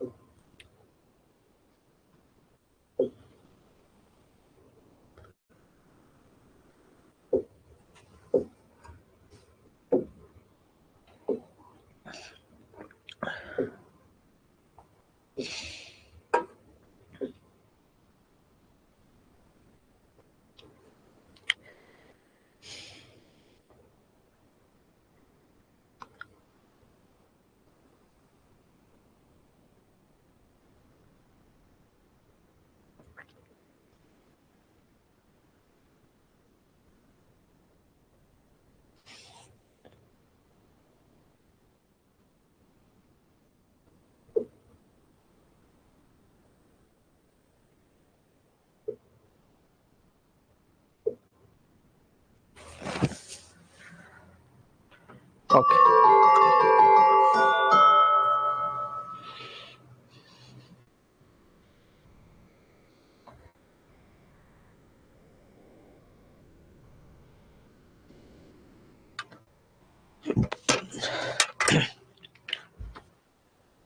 ಓಕೆ, ಸ್ವಲ್ಪ ಇದೆ ನೋಡಿ. Extensive compartmentalization of cytoplasm through the presence of membrane bound organelles. ಕಣದಂಗಗಳು ಸೈಟೋಪ್ಲಾಸಂನ ವ್ಯಾಪಕ ವಿಭಾಗೀಕರಣ ಅಂದ್ರೆ ಏನು ಸಾರ್? ಸೈಟೋಪ್ಲಾಸಮ್ ಅಲ್ಲಿ ಇರ್ತಕ್ಕಂತಹ ಕಣದಂಗಗಳೇನಿದಾವಲ್ವಾ, ನಥಿಂಗ್ ಬಟ್, ನೀವು ಸೆಲ್ಲನ್ನ ಗಮನಿಸ್ತಾ ಬನ್ನಿ. ಯಾವ್ದಾದ್ರು ಒಂದು ಸೆಲ್ ಚಿತ್ರ ತಗೋಣ.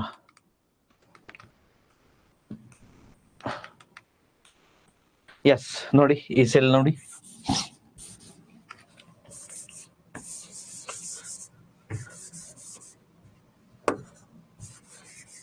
ಓಕೆ, ಈ ಸೆಲ್ ನೋಡಿ. ಸೆಲ್ ಅಲ್ಲಿ ಸೈಟೋಪ್ಲಾಸಮ್ ಅಂದ್ರೆ ತಮಗೆ ಗೊತ್ತಾಗಿದೆ ನೋಡಿ. ಇದೊಂದು ಸೆಲ್ ಆದ್ರೆ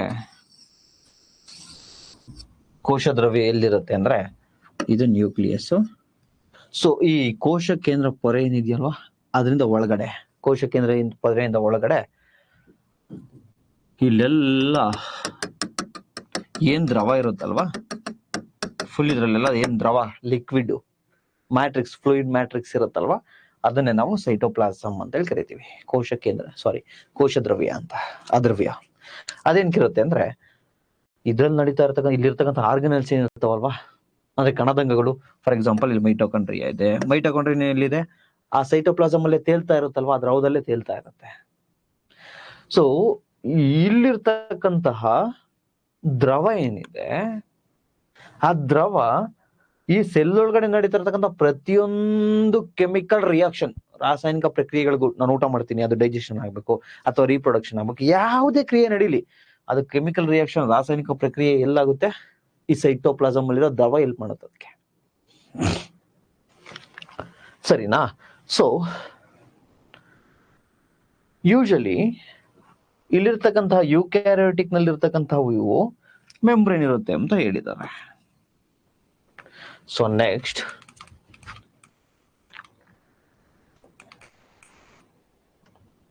ಅಲ್ಲಿ ಈ ವರ್ಡ್ ನೋಡಿ, ಈ ವರ್ಡ್ ಇಂಪಾರ್ಟೆಂಟ್. ಕಂಪಾರ್ಟ್ಮೆಂಟಲೈಸೇಷನ್. ಒಂದು ಕಂಪಾರ್ಟ್ಮೆಂಟ್ ಆದ್ಮೇಲೆ ಇನ್ನೊಂದು ಕಂಪಾರ್ಟ್ಮೆಂಟ್. ಅಂದ್ರೆ ಯೂಕ್ಯಾರಿಯೋಟಿಕ್ ಅಲ್ಲಿ ಕಂಪಾರ್ಟ್ಮೆಂಟಲೈಸೇಷನ್ ನೀಟಾಗಿ ವಿಭಾಗ ಆಗಿರುತ್ತೆ ನೋಡಿ. ಇಲ್ಲಿ ಕೋಶ ಕೇಂದ್ರ ಇರುತ್ತೆ, ಇಲ್ಲಿ ಮೈಟೋಕಾಂಡ್ರಿಯಾ ಇರುತ್ತೆ, ಇಲ್ಲೆಲ್ಲೋ ವ್ಯಾಕ್ಯೂಲ್ ಇರುತ್ತೆ, ಇಲ್ಲೆಲ್ಲೋ ಎಂಡೋಪ್ಲಾಸ್ಮಿಕ್ ರೆಟಿಕ್ಯುಲಮ್ ಇರುತ್ತೆ, ಅದ್ರೊಳಗಡೆ ಎಲ್ಲೋ ರೈಬೋಸೋಮ್ಸ್ ಇರುತ್ತೆ. ಅಂದ್ರೆ ಈ ರೀತಿ ಕಂಪಾರ್ಟ್ಮೆಂಟಲ್ ಇದೆ ಯೂಕ್ಯಾರಿಯೋಟಿಕ್ ಅಲ್ಲಿ. ಬಟ್ ಪ್ರೋಕ್ಯಾರಿಯೋಟಿಕ್ ಅಲ್ಲಿ ಆತರ ಏನಾದ್ರು ಕಾಣ್ತೀವ ನಾವು? ನೋಡಿ, ಕಂಪಾರ್ಟ್ಮೆಂಟಲೈಸೇಷನ್ ಏನಾದ್ರು ಕಾಣ್ತೀವ? ನೀಟ ವಿಭಜನೆ ಏನಾದ್ರು ಆಗಿದೆಯಾ ನೋಡಿ? ಇಲ್ಲಿ ಏನಾದ್ರು ಕಾಣಿಸ್ತಾ ಇದೆಯಾ? ಏನು ಕಾಣಿಸ್ತಿಲ್ಲ. ಇಲ್ಲೊಂದು ವರ್ಣತಂತುಗಳು ಕಾಣಿಸ್ತಾ ಇದಾವೆ, ಅದು ನ್ಯೂಕ್ಲೈಡ್ ಅಂತ ಹೇಳಿ ಕರಿತೀವಿ. ಇಲ್ಲೊಂದು ಪ್ಲಾಸ್ಮಿಡ್ ಕಾಣಿಸ್ತಾ ಇದೆ, ಅದ್ಬಿಟ್ರೆ ಏನ್ ಕಾಣಿಸ್ತಾ ಇದೆಯಾ? ಕೋಶ ದ್ರವ್ಯ ಒಂದಿದೆ, ಸೈಟೋಪ್ಲಾಸಮ್. ಸೊ ಅದನ್ನು ಹೊರತುಪಡಿಸಿದ್ರೆ ಇನ್ನೇನು ನೀಟಾಗಿ ಕಾಣಿಸ್ತಿಲ್ಲ. ಬಟ್ ಇಲ್ಲಿ ನೋಡಿ ನೀಟಾಗಿ ಎಷ್ಟು ಕಂಪಾರ್ಟ್ ನೋಡಿ. ಇಲ್ಲಿ ಒಂಥರ ಅಮ್ಮ ಸೀರೆ ಜೋಡಿಸ್ದಂಗೆ ಬೀರಲ್ಲಿ ನೋಡಿ, ಇಲ್ಲಿ ಅಮ್ಮನ ಬಟ್ಟೆ, ಇಲ್ಲಿ ಅಪ್ಪನ ಬಟ್ಟೆ, ಇಲ್ಲಿ ಮಕ್ಳು ಬಟ್ಟೆ, ಆ ತರ ನೋಡಿ ಎಷ್ಟು ನೀಟಾಗಿ ಕಂಪಾರ್ಟ್ಮೆಂಟಲೈಸೇಷನ್ ಆಗಿದೆ. ಸೊ ಈ ಕಂಪಾರ್ಟ್ಮೆಂಟಲೈಸೇಷನ್ ಅಥವಾ ನೀಟಾಗಿ ವಿಭಾಗೀಕರಣ ಎಲ್ಲಿ ಕಂಡು ಬರುತ್ತೆ ಅಂದ್ರೆ ಯೂಕ್ಯಾರಿಯೋಟಿಕ್ ಸೆಲ್ ಅಲ್ಲಿ ಕಂಡು ಬರುತ್ತೆ.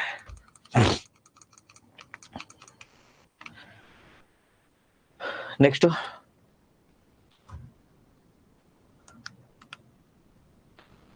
eukaryotic cell possess an organized nucleus with the, ಅದು ಆಲ್ರೆಡಿ ನಾವು ಓದಿದೀವಿ. their genetic material is organized into chromosomes, ಇದೆಲ್ಲ ಓದಿದೀವಿ. ಓಕೆ, ಇಲ್ಲಿಗೆ ನಿಮ್ಮ 2 ಆರ್ಗನಲ್ಸ್ ಮುಗಿದ್ವು. ಒಂದು ಸೆಲ್ ಮೆಂಬ್ರೇನ್ ಮುಗಿಸಿದ್ವಿ, ಆಮೇಲೆ ಆ types of cells, eukaryotic cells, prokaryotic cells ಅನ್ನ ನೋಡಿದ್ವಿ. ಈಗ ತುಂಬಾ ಇಂಪಾರ್ಟೆಂಟ್ ಯಾವ್ದು ಅಂದ್ರೆ ಸೆಲ್ ವಾಲ್.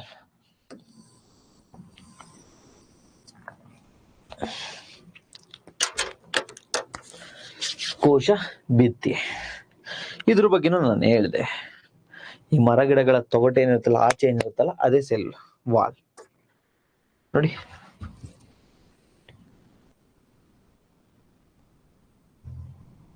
ನೋಡ್ರಿ, ಈ ಒಳಗಡೆ ಏನಿದೆಯಲ್ವಾ, ಇದು ಸೆಲ್ ಮೆಂಬ್ರೇನ್. ಈ ಒಳಗಡೆ ಏನಿದೆಯಲ್ವಾ, ಇದು ಸೆಲ್ ಮೆಂಬ್ರೇನ್. ಸೆಲ್ ಮೆಂಬ್ರೇನ್ ಅಥವಾ ಪ್ಲಾಸ್ಮಾ ಮೆಂಬ್ರೇನ್ ಅಥವಾ ಕೋಶ ಪೊರೆ. ಏನು ಕೋಶ ಪೊರೆ. ಆ ರೀತಿ ಏನ್ ಕೋಶ ಪೊರೆ ಇರುತ್ತಲ್ವಾ, ಅದ್ರ ಮೇಲೆ ಇರ್ತಕ್ಕಂಥದ್ದೇ, ಅದಕ್ಕಿಂತ ಔಟರ್ ಬೌಂಡ್ರಿ ಇರ್ತಕ್ಕಂಥದ್ದೇ ಸೆಲ್ ವಾಲ್. ನೋಡಿ, ಇದು ಸೆಲ್ ವಾಲ್.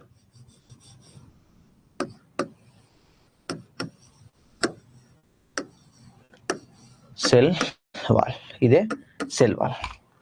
ಇಟ್ ಮೀನ್ಸ್ ತಮ್ಗೆ ಈಗ ಏನ್ ಗೊತ್ತಾಯ್ತು ಅಂದ್ರೆ, ಬ್ಯೂಟಿಫುಲ್ ಕಾನ್ಸೆಪ್ಟ್. ಮರ ಗಿಡಗಳಿಗೆ ಯಾರಾದ್ರೂ ಡಿಚ್ಚಿ ಹೊಡೆದ್ರೆ ಏನೋ ನೋವಾಗುತ್ತೆ, ನಮ್ಗೆ ನೋವಾಗುತ್ತೆ. ಯಾಕೆ ಸೆಲ್ ವಾಲ್ ಹೊರಗಡೆ ಇರುತ್ತೆ, ಕೋಶ ಭಿತ್ತಿ ಅಂತೇಳಿ ಕನ್ನಡದಲ್ಲಿ ಕರಿತೀವಿ, ಅದು ಹೊರಗಡೆ ಇರುತ್ತೆ. So cell wall is A non living. ಇದಕ್ಕೆ ಜೀವ ಇರುತ್ತೆ? ಇರಲ್ಲ, ಜೀವ ಇರಲ್ಲ. ನಾನ್ ಲಿವಿಂಗ್ ಇದು ಅಂದ್ರೆ ಫುಲ್ ಗಟ್ಟಿಯಾಗಿರುತ್ತೆ. Non living and rigid structure. ಕಠಿಣವಾಗಿರುತ್ತೆ. ಯಾಕೆ ಕಠಿಣವಾಗಿರುತ್ತೆ? ಯಾರಾದ್ರೂ ಬಂದು ಆ ಮರಕ್ಕೆ ಹೊಡೆದ್ರು ಕೂಡ ಆ ಮರ ಕಾಣೆ ಆಗ್ಬಾರ್ದು. ಅದೇ ನಮ್ಗೆ ಒಂದ್ ಕೊಟ್ರೆ ಹೆಂಗ್ ನಾವು ಹೋಗುತ್ತೆ ಹೇಳಿ? ಯಾಕೆಂದ್ರೆ ನಮಗೆ ಸೆಲ್ ವಾಲ್ ಇಲ್ಲ, ಏನಿದೆ ಜಸ್ಟ್ ಸೆಲ್ ಮೆಂಬ್ರೇನ್, ಕೋಶಪೊರೆ ಮಾತ್ರ ಇದೆ.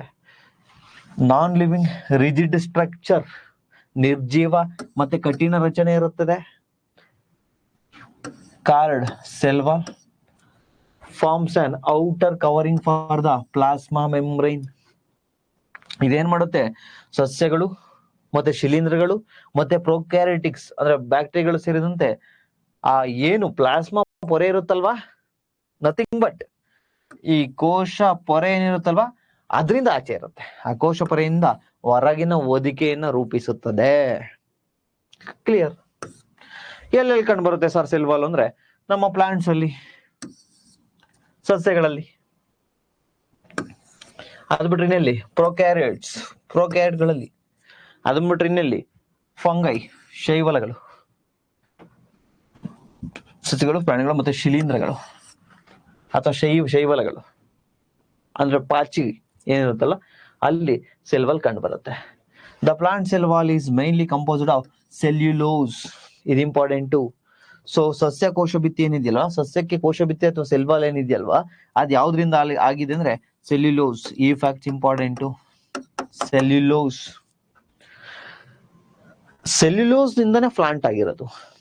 ಸರ್ ಸೆಲ್ಯುಲೋಸ್ ಅಂದ್ರೆ ಏನು ಸರ್? ಅದೊಂದು ಕಾಂಪ್ಲೆಕ್ಸ್ ಮೆಟೀರಿಯಲ್, ಅಂದ್ರೆ ಸಂಕೀರ್ಣವಾಗಿರ್ತಕ್ಕಂಥದ್ದು. ಸೆಲ್ಯುಲೋಸ್ ಒಂದು ಸಂಕೀರ್ಣ ವಸ್ತು. ಸರ್ ಬಿಡಿ ಸರ್, ನಾವು ಓದಿದೀವಿ, ಬಯಟ್ ಮಾಡಿದೀವಿ. Sir what is the meaning of complex? Science ಬಿಡಿ. ಸಂಕೀರ್ಣ ಅಂದ್ರೆ ಏನು ನೋಡಿ, ಸಿಂಪಲ್. ಸಂಕೀರ್ಣ ಅಂದ್ರೆ ಒಂದೆರಡು ಎಕ್ಸಾಂಪಲ್ ಕೊಡ್ತೀನಿ. ಎಕನಾಮಿ ಸಬ್ಜೆಕ್ಟ್ ಒಂದು ಸಂಕೀರ್ಣವಾಗಿರ್ತಕ್ಕಂಥ ಸಬ್ಜೆಕ್ಟ್. ಆದರೆ ಪ್ರೇಮ್ ಸರ್ ಅದನ್ನ ಸಂಕೀರ್ಣ ಆಗಿರ್ತಕ್ಕಂಥ ಸಬ್ಜೆಕ್ಟ್ ಅನ್ನು ಕೂಡ ಈಸಿಯಾಗಿ ಹೇಳ್ಕೊಡ್ತಾರೆ. ನಥಿಂಗ್ ಬಟ್ ಹೆಂಗೆಂಗೋ ಇರೋದು, ಅಂದ್ರೆ ಫುಲ್ ಕಾಂಪ್ಲೆಕ್ಸ್ ಆಗಿರೋದು. ಫಾರ್ ಎಕ್ಸಾಂಪಲ್ ಇಲ್ಲಿ ಸೈನ್ಸ್ ಬಿಡಿ, ಜಸ್ಟ್ ಕಾಂಪ್ಲೆಕ್ಸ್ ಅನ್ನೋ ವರ್ಡ್ ಅರ್ಥ ತಿಳ್ಕೊಳ್ಳಿ. ನೋಡ್ರಿ, ಇದೊಂದು ವೈರ್ ಇದೆ ಅನ್ಕೊಳ್ಳಿ, ಹೆಂಗಿದೆ. ಇನ್ನ ಒಂದು ವೈರ್ ಇದೆ,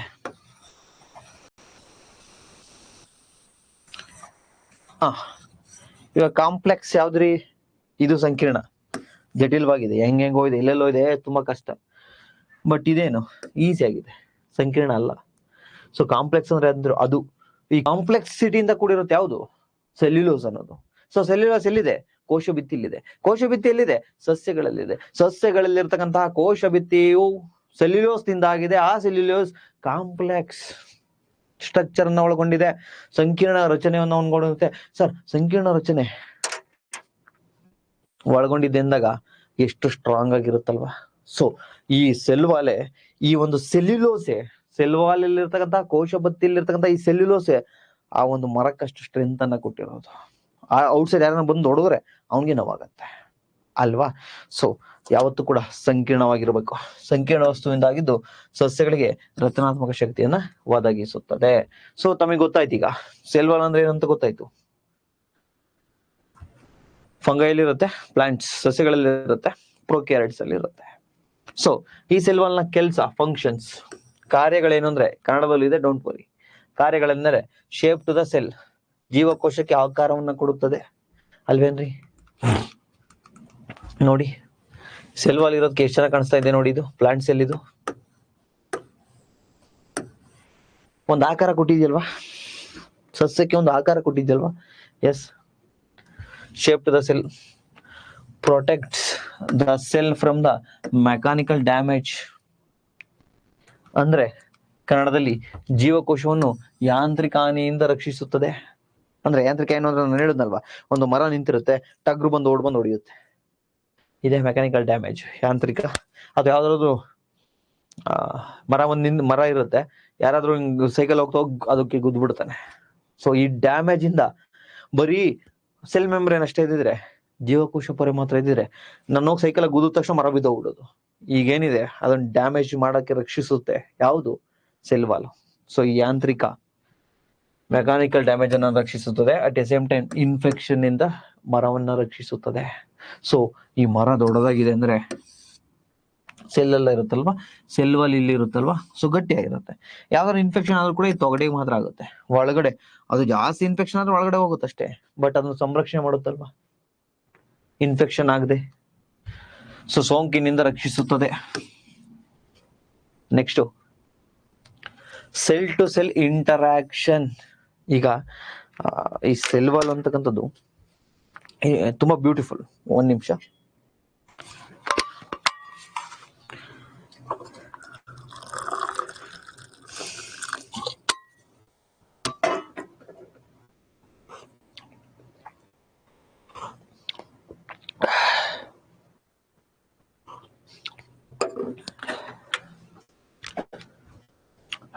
ಸಾರಿ, ಥ್ರೋಟ್ ಪೇನ್ ಸ್ವಲ್ಪ ನಾನು ಮೇಂಟೈನ್ ಮಾಡಲೇಬೇಕದು.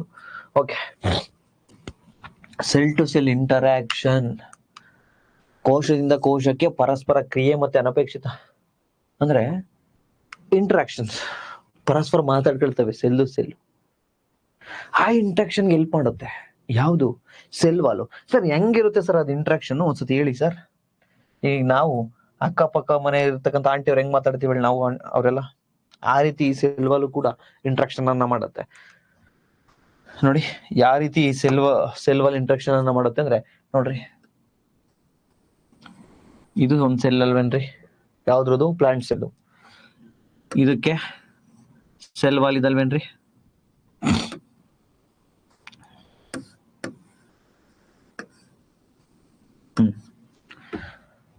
ಈ ಔಟರ್ ಮೋಸ್ಟ್ ಲೇಯರ್ ಏನಿದೆಯಲ್ವಾ, ಇದೇ ಸೆಲ್ ವಾಲ್.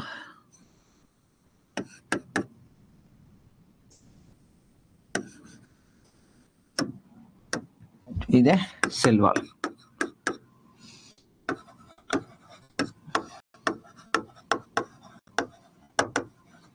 ಕೋಶಭಿತ್ತಿ.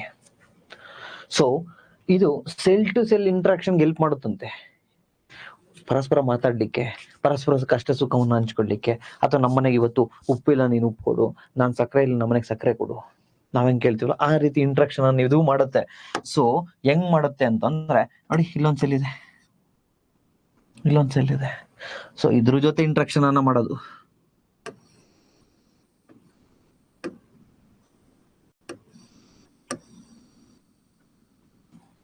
ಸೊ ಈ ರೀತಿ ಇಂಟ್ರಾಕ್ಷನ್ ಮಾಡುತ್ತೆ ನೋಡಿ, ಈ ರೀತಿ ನೋಡಿ. ಈ ಸೆಲ್ಗೂ ಇಂಟ್ರಾಕ್ಷನ್ ನೋಡಿ ಯಾವ್ದು ಮಾಡ್ತಾ ಇರೋದು, ಈ ಕೋಶ ಭಿತ್ತಿ, ಸೆಲ್ ವಾಲ್ ಅಲ್ವೇನ್ರಿ. ಸೊ ಇದಕ್ಕೆ ಇನ್ನೊಂದ್ ಸೆಲ್ ಇಂಟ್ರಾಕ್ಷನ್ ಮಾಡುತ್ತೆ. ಫಾರ್ ಎಕ್ಸಾಂಪಲ್ ಇಲ್ಲೊಂದ್ ಸೆಲ್ ಇದೆ, ಸೊ ಇದು ಇಂಟ್ರಾಕ್ಷನ್ ಮಾಡ್ಬೇಕಲ್ವೇನ್ರಿ. ಸೊ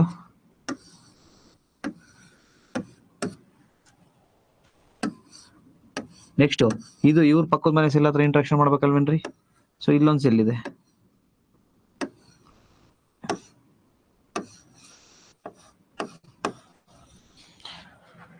ನೆಕ್ಸ್ಟ್ ಇದು ಇಂಟ್ರಾಕ್ಷನ್ ಮಾಡಬೇಕು. ಎಸ್, ಅಬ್ಸಲ್ಯೂಟ್ಲಿ ಮಾಡುತ್ತೆ. ಸೊ ಈ ರೀತಿ ಒಂದು ಸೆಲ್ಲಿಂದ ಇನ್ನೊಂದು ಸೆಲ್ ನಡುವಿನ ಇರ್ತಕ್ಕಂಥ ಒಂದು ಇಂಟ್ರಾಕ್ಷನ್ಗೆ ಯಾವ್ದು ಹೆಲ್ಪ್ ಮಾಡುತ್ತೆ, ಈ ಸೆಲ್ ವಾಲ್ ಹೆಲ್ಪ್ ಮಾಡುತ್ತೆ. ಈ ಸೆಲ್ ವಾಲ್ ಹೆಲ್ಪ್ ಮಾಡುತ್ತೆ ನೋಡಿ, ಇಲ್ಲಿ ಹೆಲ್ಪ್ ಮಾಡ್ತಾ ಇದೆ, ಇಲ್ಲಿ ಹೆಲ್ಪ್ ಮಾಡ್ತಾ ಇದೆ. ಸೊ ಇಲ್ಲಿ ಹೆಲ್ಪ್ ಆಗಿದೆ, ಇಲ್ಲಿ ಹೆಲ್ಪ್ ಆಗಿದೆ, ಇಲ್ಲಿ ಹೆಲ್ಪ್ ಆಗಿದೆ.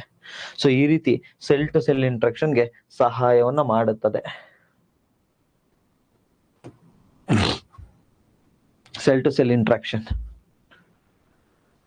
ನೆಕ್ಸ್ಟ್ ಆಲ್ಗೆ ಯಾವ ಸೆಲ್ ವಾಲ್, ಈ ಶೈವಲ್ಗಳು ಏನಿರ್ತಾವಲ್ಲ, ಈ ಪಾಚಿ ಸಸ್ಯಗಳು, ಸೊ ಇವಕ್ಕೂ ಕೂಡ ಸೆಲ್ ವಾಲ್ ಇರುತ್ತೆ. And made up of algae cell wall ಯಾವ್ದ್ರಿಂದ ಮೇಡ್ ಆಫ್ ಯಾವ್ದ್ರಿಂದ ಆಗಿರುತ್ತೆ ಅಂದ್ರೆ ಅದು ಕೂಡ ಸೆಲ್ಯುಲೋಸ್ ಅಂಡ್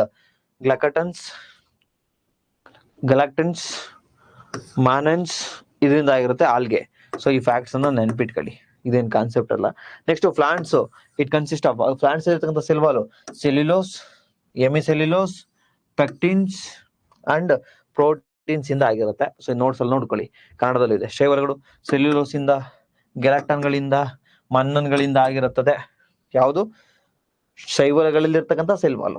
ಅದೇ ಸಸ್ಯಗಳಲ್ಲಿ ಇರತಕ್ಕಂಥ ಸೆಲ್ ವಾಲ್ ಸೆಲ್ಯುಲೋಸ್, ಎಮಿಸೆಲ್ಯುಲೋಸ್, ಫೆಕ್ಟಿನ್, ಪ್ರೋಟೀನ್ ಇದರಿಂದ ಆಗಿರುತ್ತೆ. ಸೊ ಇದನ್ನು ಸ್ವಲ್ಪ ನೋಡ್ಕೊಳ್ಳಿ ನೋಟ್ಸ್ ಅಲ್ಲಿ. ಸೊ ಇಲ್ಲಿಗೆ ಸೆಲ್ ವಾಲ್ ಕಾನ್ಸೆಪ್ಟ್ ಮುಗೀತು. ಸೊ ಸೆಲ್ ವಾಲ್ ಮುಗೀತಲ್ವಾ, ಬಟ್ ಇನ್ನೊಂದು ಸ್ಮಾಲ್ ಕಾನ್ಸೆಪ್ಟ್ ಇದೆ, ಇದನ್ನ ಹೇಳಿದ್ರೆ ನೆಕ್ಸ್ಟ್ ಮೈಟೋಕಾಂಡ್ರಿಯಾಗೆ ಹೋಗೋಣ.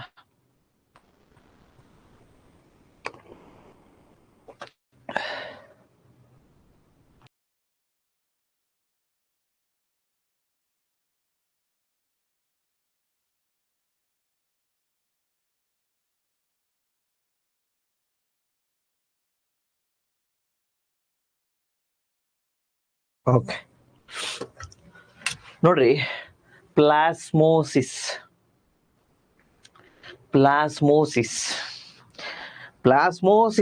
ಅರ್ಥ ಆಗ್ಬೇಕಂದ್ರೆ ಆಸ್ಮೋಸಿಸ್ ಅರ್ಥ ಆಗಿರ್ಬೇಕು. ಪ್ಲಾಸ್ಮೋಸಿಸ್ ಅರ್ಥ ಆಗ್ಬೇಕಂದ್ರೆ ಏನ್ ಅರ್ಥ ಆಗ್ಬೇಕು? ಆಸ್ಮೋಸಿಸ್ ಅರ್ಥ ಆಗ್ಬೇಕು. ಕನ್ನಡದಲ್ಲಿ ಅಭಿಸರಣೆ ಅರ್ಥ ಆಗ್ಬೇಕು. ನಾನ್ ನಿಮ್ಗೆ ಆಸ್ಮೋಸಿಸ್ ಕಾನ್ಸೆಪ್ಟ್ ಅಲ್ಲಿ ಒಂದು ಕಾನ್ಸೆಪ್ಟ್ ಅನ್ನ ಹೇಳ್ಕೊಟ್ಟಿದ್ದೆ. ಅದ್ ಯಾವ್ದಪ್ಪ ಅಂದ್ರೆ, ನೋಡಿ ಸ್ವಾಮಿ, ನೀರು ಇರುತ್ತೆ ಸ್ವಾಮಿ,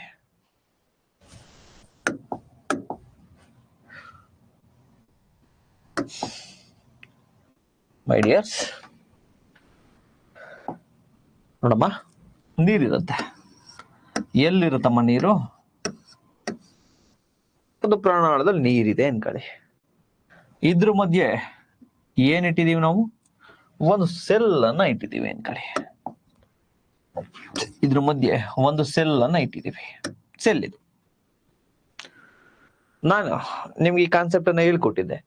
ಸೆಲ್ ಒಳಗಡೆ 1 2 3 4 5 6 7 8 ಹನಿ ಅಥವಾ 8 ಮಾಲಿಕ್ಯೂಲ್ಸ್. ನಿಮಗೆ ಈಸಿ ಆಗ್ಲಿ ಅಂತ ಹನಿ ಸರ್ ಸೆಲ್ ಒಳಗಡೆ ಇಡ್ಸಲ್ಲ ಸರ್, ಅದೆಲ್ಲ ಬೇಡ, ಅದು ತರ್ಕ ಬೇಡ. ನಮ್ದೊಂಥರ ಈಗ ಆಂಧ್ರ ಸಿನಿಮಾ ಇದ್ದಂಗೆ, ತೆಲುಗು ಸಿನಿಮಾಗಳು ತರ್ಕನೇ ಇರಲ್ಲ. ಪೊಲೀಸರು ಗಡ್ಡೆ ಬಿಡ್ತಾರಲ್ಲಿ ಸಿನಿಮಾದಲ್ಲಿ, ಎಸ್ಪಿನ ಡೈರೆಕ್ಟರ್ ಶೂಟ್ ಮಾಡೋದಲ್ಲಿ ಎಸ್ಪಿನ ಹಿಂಗ್ ಹೊಡಿದ್ರೆ ಹೋಗಿ ಏನೇನೋ ಹೋಗ್ತವೆ. ಆ ತರ ನಮ್ದೀಗ. ಓಕೆ, 8 ಪಾರ್ಟಿಕಲ್ಸ್ ಇದೆ ಈ ಸೆಲ್ ಒಳಗಡೆ. ಏನು? Water molecules. ಅದೇ ಇಲ್ಲಿರ್ತಾವಲ್ಲ ಈ ನೀರಲ್ಲಿ 1 2 3 4 ಮಾಲಿಕ್ಯೂಲ್ಸ್. ಅಲ್ಲಿಗೆ ಹೈ ಕಾನ್ಸಂಟ್ರೇಷನ್ ಎಲ್ಲಿರುತ್ತ್ರಿ? ಸೆಲ್ ಒಳಗಡೆ ಹೈ ಕಾನ್ಸಂಟ್ರೇಷನ್ ಆಫ್ ವಾಟರ್, ಅಧಿಕ ಸಾರತೆ. ಎಲ್ಲಿ? ಸೆಲ್ ಒಳಗಡೆ. ಲೋ ಕಾನ್ಸಂಟ್ರೇಷನ್ ಎಲ್ಲಿ? ಈ ನೀರೊಳಗಡೆ. ಲೋ ಕಾನ್ಸಂಟ್ರೇಷನ್ ಆಫ್ ವಾಟರ್, ಕಡಿಮೆ ಸಾರತೆ.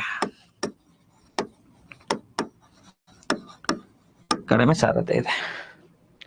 ಸೊ ಈಗ ನಾನು ಆಸ್ಮೋಸಿಸ್ ಅಲ್ಲಿ ಹೇಳ್ಕೊಟ್ಟಿದ್ದೆ, ಹೈ ಕಾನ್ಸಂಟ್ರೇಷನ್ ಇಂದ ಲೋ ಕಾನ್ಸಂಟ್ರೇಷನ್ ನೀರು ಬರುತ್ತಲ್ವೇನ್ರಿ?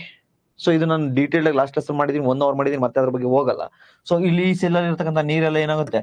ಆಚೆ ಬರುತ್ತೆ, ಈ ನೀರೊಳಗಡೆ ಸೇರ್ಕೊಳ್ಳುತ್ತೆ, ಬಿಕಾಸ್ ಹೈ ಕಾನ್ಸಂಟ್ರೇಷನ್ ಅಲ್ಲಿ. ಸೊ ಅವಾಗ ಈ ಸೆಲ್ ಇರೋ ನೀರೆಲ್ಲ ಹೋದ್ಮೇಲೆ ಏನಾಗುತ್ತೆ? ಸೆಲ್ಲು ವೀಕ್ ಆಗುತ್ತೆ, ಸ್ಟ್ರಿಂಕ್ ಆಗುತ್ತೆ. ಹಿಂಗಿರೋ ಸೆಲ್ ಹೆಂಗಾಗುತ್ತೆ? ಆ ನಂತರ ಈ ತರ ಇರ್ತಕ್ಕಂತಹ ಸೆಲ್ಲು ಇಲ್ಲಿ ಸ್ಟ್ರಿಂಕ್ ಆಗಿರುತ್ತೆ, ಹಿಂಗಾಗ್ಬಿಟ್ಟಿದೆ, ಎಲ್ಲ ಫುಲ್ ಹಿಂಡ್ಬಿಟ್ಟಿದೆ, ನೀರೆಲ್ಲ ಹೋಗ್ಬಿಟ್ಟಿದೆ. ಸೊ ಏನು? ಈ ಆಸ್ಮೋಸಿಸ್ ನ ಒಂದು ಪ್ರಕ್ರಿಯೆಯಿಂದ ಈ ರೀತಿ ಸೆಲ್ಲು, ಜೀವಕೋಶ ನೀರನ್ನ ಕಳೆದುಕೊಂಡು ಈ ರೀತಿ ಸ್ಟ್ರಿಂಕ್ ಆಗತ್ತಲ್ವೇನ್ರಿ? ಈ ಒಂದು ಪ್ರಕ್ರಿಯೆಯನ್ನ, ಈ ಪ್ರೋಸೆಸ್ ಅನ್ನ ನಾವು ಏನಂತ ಕರಿತೀವಿ ಅಂದ್ರೆ ಪ್ಲಾಸ್ಮೋಸಿಸ್. ಆಸ್ಮೋಸಿಸ್ ಇಂದ ಹಿಂಗೇನಾಯ್ತಲ್ವಾ, ಈ ಪ್ರೋಸೆಸ್ ನ ನಾವು ಪ್ಲಾಸ್ಮೋಸಿಸ್ ಅಂತ ಹೇಳಿ ಕರಿತೀವಿ. ಸೊ ಸಿಂಪಲ್ ನೋಡಿ, ಸೆಲ್, ನಾರ್ಮಲ್ ಸೆಲ್ ಹಿಂಗಿತ್ತು ನೋಡ್ರಿ, ಇದು ಸೆಲ್ ವಾಲು, ಕೋಶ ಭಿತ್ತಿ, ಸೆಲ್ ಹಿಂಗಿತ್ತಲ್ವೇನ್ರಿ? ಆಮೇಲೆ ಏನಾಯ್ತ್ಲಿ? ನೀರೋಯ್ತು ಒಳಗಡೆ. ಸೊ ನೀರ್ ಇದ್ರಲ್ಲಿ ತುಂಬಾ ಇದೆ, ಇದನ್ನ ಇನ್ನೊಂದು ನೀರಲ್ಲಿ ಇರ್ತಕ್ಕಂಥ ಗ್ಲಾಸ್ ಅಲ್ಲಿ ಹಾಕಿದ್ವಿ ಅನ್ಕೊಳ್ಳಿ. ಆಗ ಈ ಒಂದು ಸೆಲ್ ಅಲ್ಲಿ ಇರ್ತಕ್ಕಂಥ ನೀರನ್ನ ಕಳ್ಕೊಳ್ಳಿಕ್ಕೆ ಶುರು ಆಗುತ್ತೆ. ಸೊ ತನ್ನ ನೀರನ್ನ ಕಳ್ಕೊಂಡು ಆ ಸೆಲ್ ಏನಾಗುತ್ತೆ, ಸೆಲ್ ಫುಲ್ಲು ಚಿಕ್ಕದಾಗುತ್ತೆ, ಫುಲ್ಲು ಶ್ರಿಂಕ್ ಆಗುತ್ತೆ. ಸೊ ಈ ಒಂದು ಪ್ರಕ್ರಿಯೆಯನ್ನ ನಾವು ಪ್ಲಾಸ್ಮೋಸಿಸ್ ಅಂತ ಹೇಳಿ ಕರಿತೀವಿ. ಸೊ ಒಂದ್ಸರಿ ಡೆಫಿನೇಷನ್ ನೋಡಿ. One living plant cell lose water through the osmosis. there is shrinkage and concentration of the connects of the cell wall away from the cell wall. Content of the cell away from, ಅಂದ್ರೆ ಈ cell ನ content ಏನಿರುತ್ತಲ್ವಾ ಅದು away from the cell wall. ನೋಡಿ cell wall ಇಲ್ಲಿದೆ. Cell wall ಇಂದ ನೋಡಿ ಮುಂಚೆ ಎಲ್ಲಿತ್ತು, cell wall ಪಕ್ಕನೇ ಇತ್ತು. ನೋಡಿ ಇದು ಸೆಲ್ ವಾಲ್ ಪಕ್ಕನೇ ಇತ್ತು, ಫುಲ್ ತುಂಬ್ಕೊಂಡು ಚೆನ್ನಾಗಿತ್ತು, ದುಂಡಕ್ಕೆ ಹೋಗ್ತಾನೆ ಇತ್ತು, ಶ್ರಿಂಕ್ ಆಯ್ತು. ಶ್ರಿಂಕ್ ಆಗಿ ನೋಡಿ ಸೆಲ್ ವಾಲ್ ಇಲ್ಲಿದೆ, ಸೆಲ್ ಎಲ್ಲಿ ಬಂತು, ಫುಲ್ ಶ್ರಿಂಕ್ ಆಗಿ ಒಳಗಡೆ ಬಂತು. ಈ ಒಂದು ದಿಸ್ ಫೆನೋಮಿನನ್ ಈಸ್ ನೋನ್ ಆಸ್ ಪ್ಲಾಸ್ಮೋಸಿಸ್. ಕನ್ನಡದಲ್ಲಿ ಒಂದು ಸಸ್ಯದ ಜೀವಂತ ಜೀವಕೋಶವು ಅಭಿಸರಣೆ ಪ್ರಕ್ರಿಯೆಯಿಂದಾಗಿ ತನ್ನಲ್ಲಿರ್ತಕ್ಕಂಥ ನೀರನ್ನ ಕಳೆದುಕೊಂಡಾಗ ಅದರ ಘಟಕಗಳು ಸಂಕುಚಿಸಿ ಕೋಶ ಭಿತ್ತಿಯಿಂದ ದೂರ ಸರಿಯುತ್ತವೆ. ಫಾರ್ ಎಕ್ಸಾಂಪಲ್, ನಾನು ಎಂ ಸೈಜ್ ಶರ್ಟ್ ಹಾಕಿದೀನಿ ಅನ್ಕೊಳ್ಳಿ. ಈ ಎಂ ಸೈಜ್ ಶರ್ಟ್ ಏನಿದೆಯಲ್ವಾ, ಇದೇ ಸೆಲ್ ವಾಲ್ ಅನ್ಕೊಳ್ಳಿ. ನಾನೀಗ ಫುಲ್ ಫಿಟ್ ಆಗಿದ್ದೀನಿ, ಆರಾಮಾಗೆ ಇದು ತುಂಬಾ ಇದ್ದೀನಿ. ಊಟ ಬಿಟ್ಟು ನನ್ನೆಲ್ಲ ನೀರೆಲ್ಲ ಹೋಗಿ ನಾನು ಫುಲ್ ಸ್ಟಿಂಕ್ ಆಗ್ತೀನಿ ಅನ್ಕೊಳ್ಳಿ. ಆಗ ಈ ಸೆಲ್ ವಾಲು ಎಮ್ಮೆ ಇರುತ್ತೆ ಸೈಜು, ಇದ್ರೊಳಗಡೆ ಇರೋ ನನ್ನ ಬಾಡಿ ಏನಾಗುತ್ತೆ, ಈ ಸೆಲ್ ವಾಲಿಂದ ದೂರ ಹೋಗಿ ಸಣ್ಣದಾಗತ್ತೆ. ಈ ಫೆನೋಮಿನನ್ ಏನಿದೆಯಲ್ಲ ಇದನ್ನೇ ಪ್ಲಾಸ್ಮೋಸಿಸ್ ಅಂತ ಹೇಳಿ ಕರಿತೀವಿ. ಸೊ ಒಂದು ಸಸ್ಯದ ಜೀವಂತ ಜೀವಕೋಶವು ಅಭಿಸರಣ ಪ್ರಕ್ರಿಯೆಯಿಂದಾಗಿ ನೀರಿನ ಅಂಶವನ್ನು ಕಳೆದುಕೊಂಡಾಗ ಅದರ ಘಟಕಗಳು ಸಂಕುಚಿಸಿ ಕೋಶ ಭಿತ್ತಿಯಿಂದ ದೂರ ಸರಿಯುತ್ತದೆ ಸೆಲ್ಲು. ಸೊ ಈ ಒಂದು ವಿದ್ಯಮಾನವನ್ನ ಜೀವ ದ್ರವ್ಯ ಅಂಕುಚನ, ಇದು NCERT ಲಿಂಗೆ ಇರೋದು, ಜೀವ ದ್ರವ್ಯ ಅಂಕುಚನ. ದ್ರವ್ಯ ಅನ್ಸೋದು ಐ ಥಿಂಕ್ ಇದು ಜೀವ ದ್ರವ್ಯ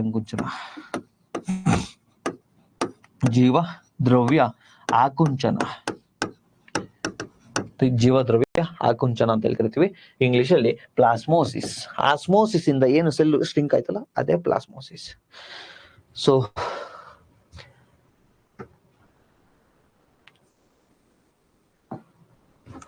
ನೆಕ್ಸ್ಟ್ ಮೈಟೋಕಾಂಡ್ರಿಯಾ ನಾಳೆ ನೋಡೋಣ. ಯಾಕೆಂದ್ರೆ ಯಾರೋ ಫ್ರೆಂಡ್ ನನಗೆ ಮೆಸೇಜ್ ಮಾಡಿದ್ರು, ಆರೋಗ್ಯ ಸರಿ ಇಲ್ವಂತೆ, ಹಾಸ್ಪಿಟಲ್ಗೆ ಕರ್ಕೊಂಡು ಹೋಗ್ಬೇಕು. ಸೊ ಇಲ್ಲಿಗೆ ಈ ಕ್ಲಾಸ್ ಇರಲಿ, ಅವಾಗ್ಲೇನೆ ಮಾಡಿದ್ರು, ನನಗೆ ಬೇಗ ಹೋಗ್ಬೇಕು. So thank you so much ಎಲ್ರಿಗೂ ಕೂಡ. ಐ ಥಿಂಕ್ ನಾನು ಇಷ್ಟೊತ್ತು ಏನು ಮಾತಾಡ್ಕೊಂಡಿದ್ದೀನಲ್ವಾ, ಇದು ನೆನ್ನೆ ಕ್ಲಾಸ್ ಕೇಳಿದ್ರೆ ಇವತ್ತು ಈಸಿ ಆಗಿರುತ್ತೆ, ಅರ್ಥ ಆಗಿದೆ ಅನ್ಕೋತೀನಿ. ಯಾರಿಗೆ ಸರ್ ನಾನು ಆರ್ಟ್ಸು ಅಥವಾ ನಾನು ಕಾಮರ್ಸು ನನಗೆ ಗೊತ್ತಿಲ್ಲ ಸರ್ ಅಂತೀರಾ, ನೀಟಾಗಿ ಫಸ್ಟ್ ಕ್ಲಾಸಿಂದ ಕೇಳ್ಕೊಂಬನ್ನಿ, ಅವಾಗ ಇದು ಅರ್ಥ ಆಗುತ್ತೆ. Thank you so much, bye, take care. And ಇನ್ನೊಂದು ಹೇಳ್ಬೇಕು ತಮಗೆ, ಟೆಸ್ಟ್ ಸೀರೀಸ್ ಯಾರಾದ್ರು ತೆಗೆದುಕೋತೀನಿ ಅಂದ್ರೆ ದಯವಿಟ್ಟು ತೆಗೆದುಕೋಬಹುದು. ಮತ್ತೆ ಯಾರಾದ್ರೂ ಕ್ಲಾಸ್ ತೆಗೆದುಕೋತೀನಿ ಸರ್ ಫುಲ್ ಕ್ಲಾಸಸ್ ಅನ್ನು ಕೂಡ ಅಂದ್ರೆ ತಾವು ತೆಗೆದುಕೋಬಹುದು. ಈಗ ಆಲ್ರೆಡಿ ಕ್ಲಾಸಸ್ಗೆ ಏನಾದ್ರು ಒಂದು ಸಬ್ಜೆಕ್ಟ್ ಅಥವಾ 2 ಸಬ್ಜೆಕ್ಟ್ ತೆಗೆದುಕೊಂಡಿದ್ರೆ ಅದನ್ನ ಡಿಸ್ಕೌಂಟ್ ಮಾಡ್ತೀವಿ. ಫುಲ್ ಕೋರ್ಸ್ ಅನ್ನು ಕೂಡ ತಾವು ತೆಗೆದುಕೋಬಹುದು. ಅಂಡ್ 20% ಟೆಸ್ಟ್ ಸೀರೀಸ್ ಡಿಸ್ಕೌಂಟ್ ಇದೆ. ಸೊ ಅದನ್ನ ದಯವಿಟ್ಟು ಯೂಟಿಲೈಸ್ ಮಾಡ್ಕೊಳ್ಳಿ. ಅಂಡ್ ಟೆಸ್ಟ್ ಸೀರೀಸ್ ಯಾವ್ಯಾವ ಇದಾವೆ ಅಂತೇಳಿ ತಮಗೆ ಗೊತ್ತಿದೆ, ಐ ಥಿಂಕ್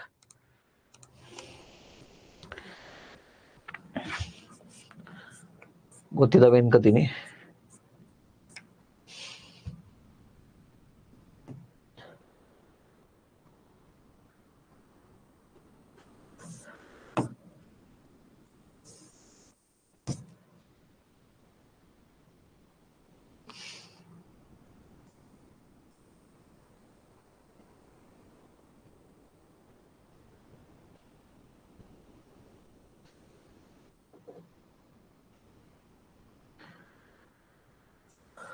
ಓಕೆ, ನಾನು ನೆಕ್ಸ್ಟ್ ಕ್ಲಾಸಲ್ಲಿ ಅದ್ರ ಬಗ್ಗೆ ಹೇಳ್ತೀನಿ. Thank you so much, bye, take care. ಸ್ವಲ್ಪ ಅರ್ಜೆಂಟ್ ಹೊರಡಬೇಕು.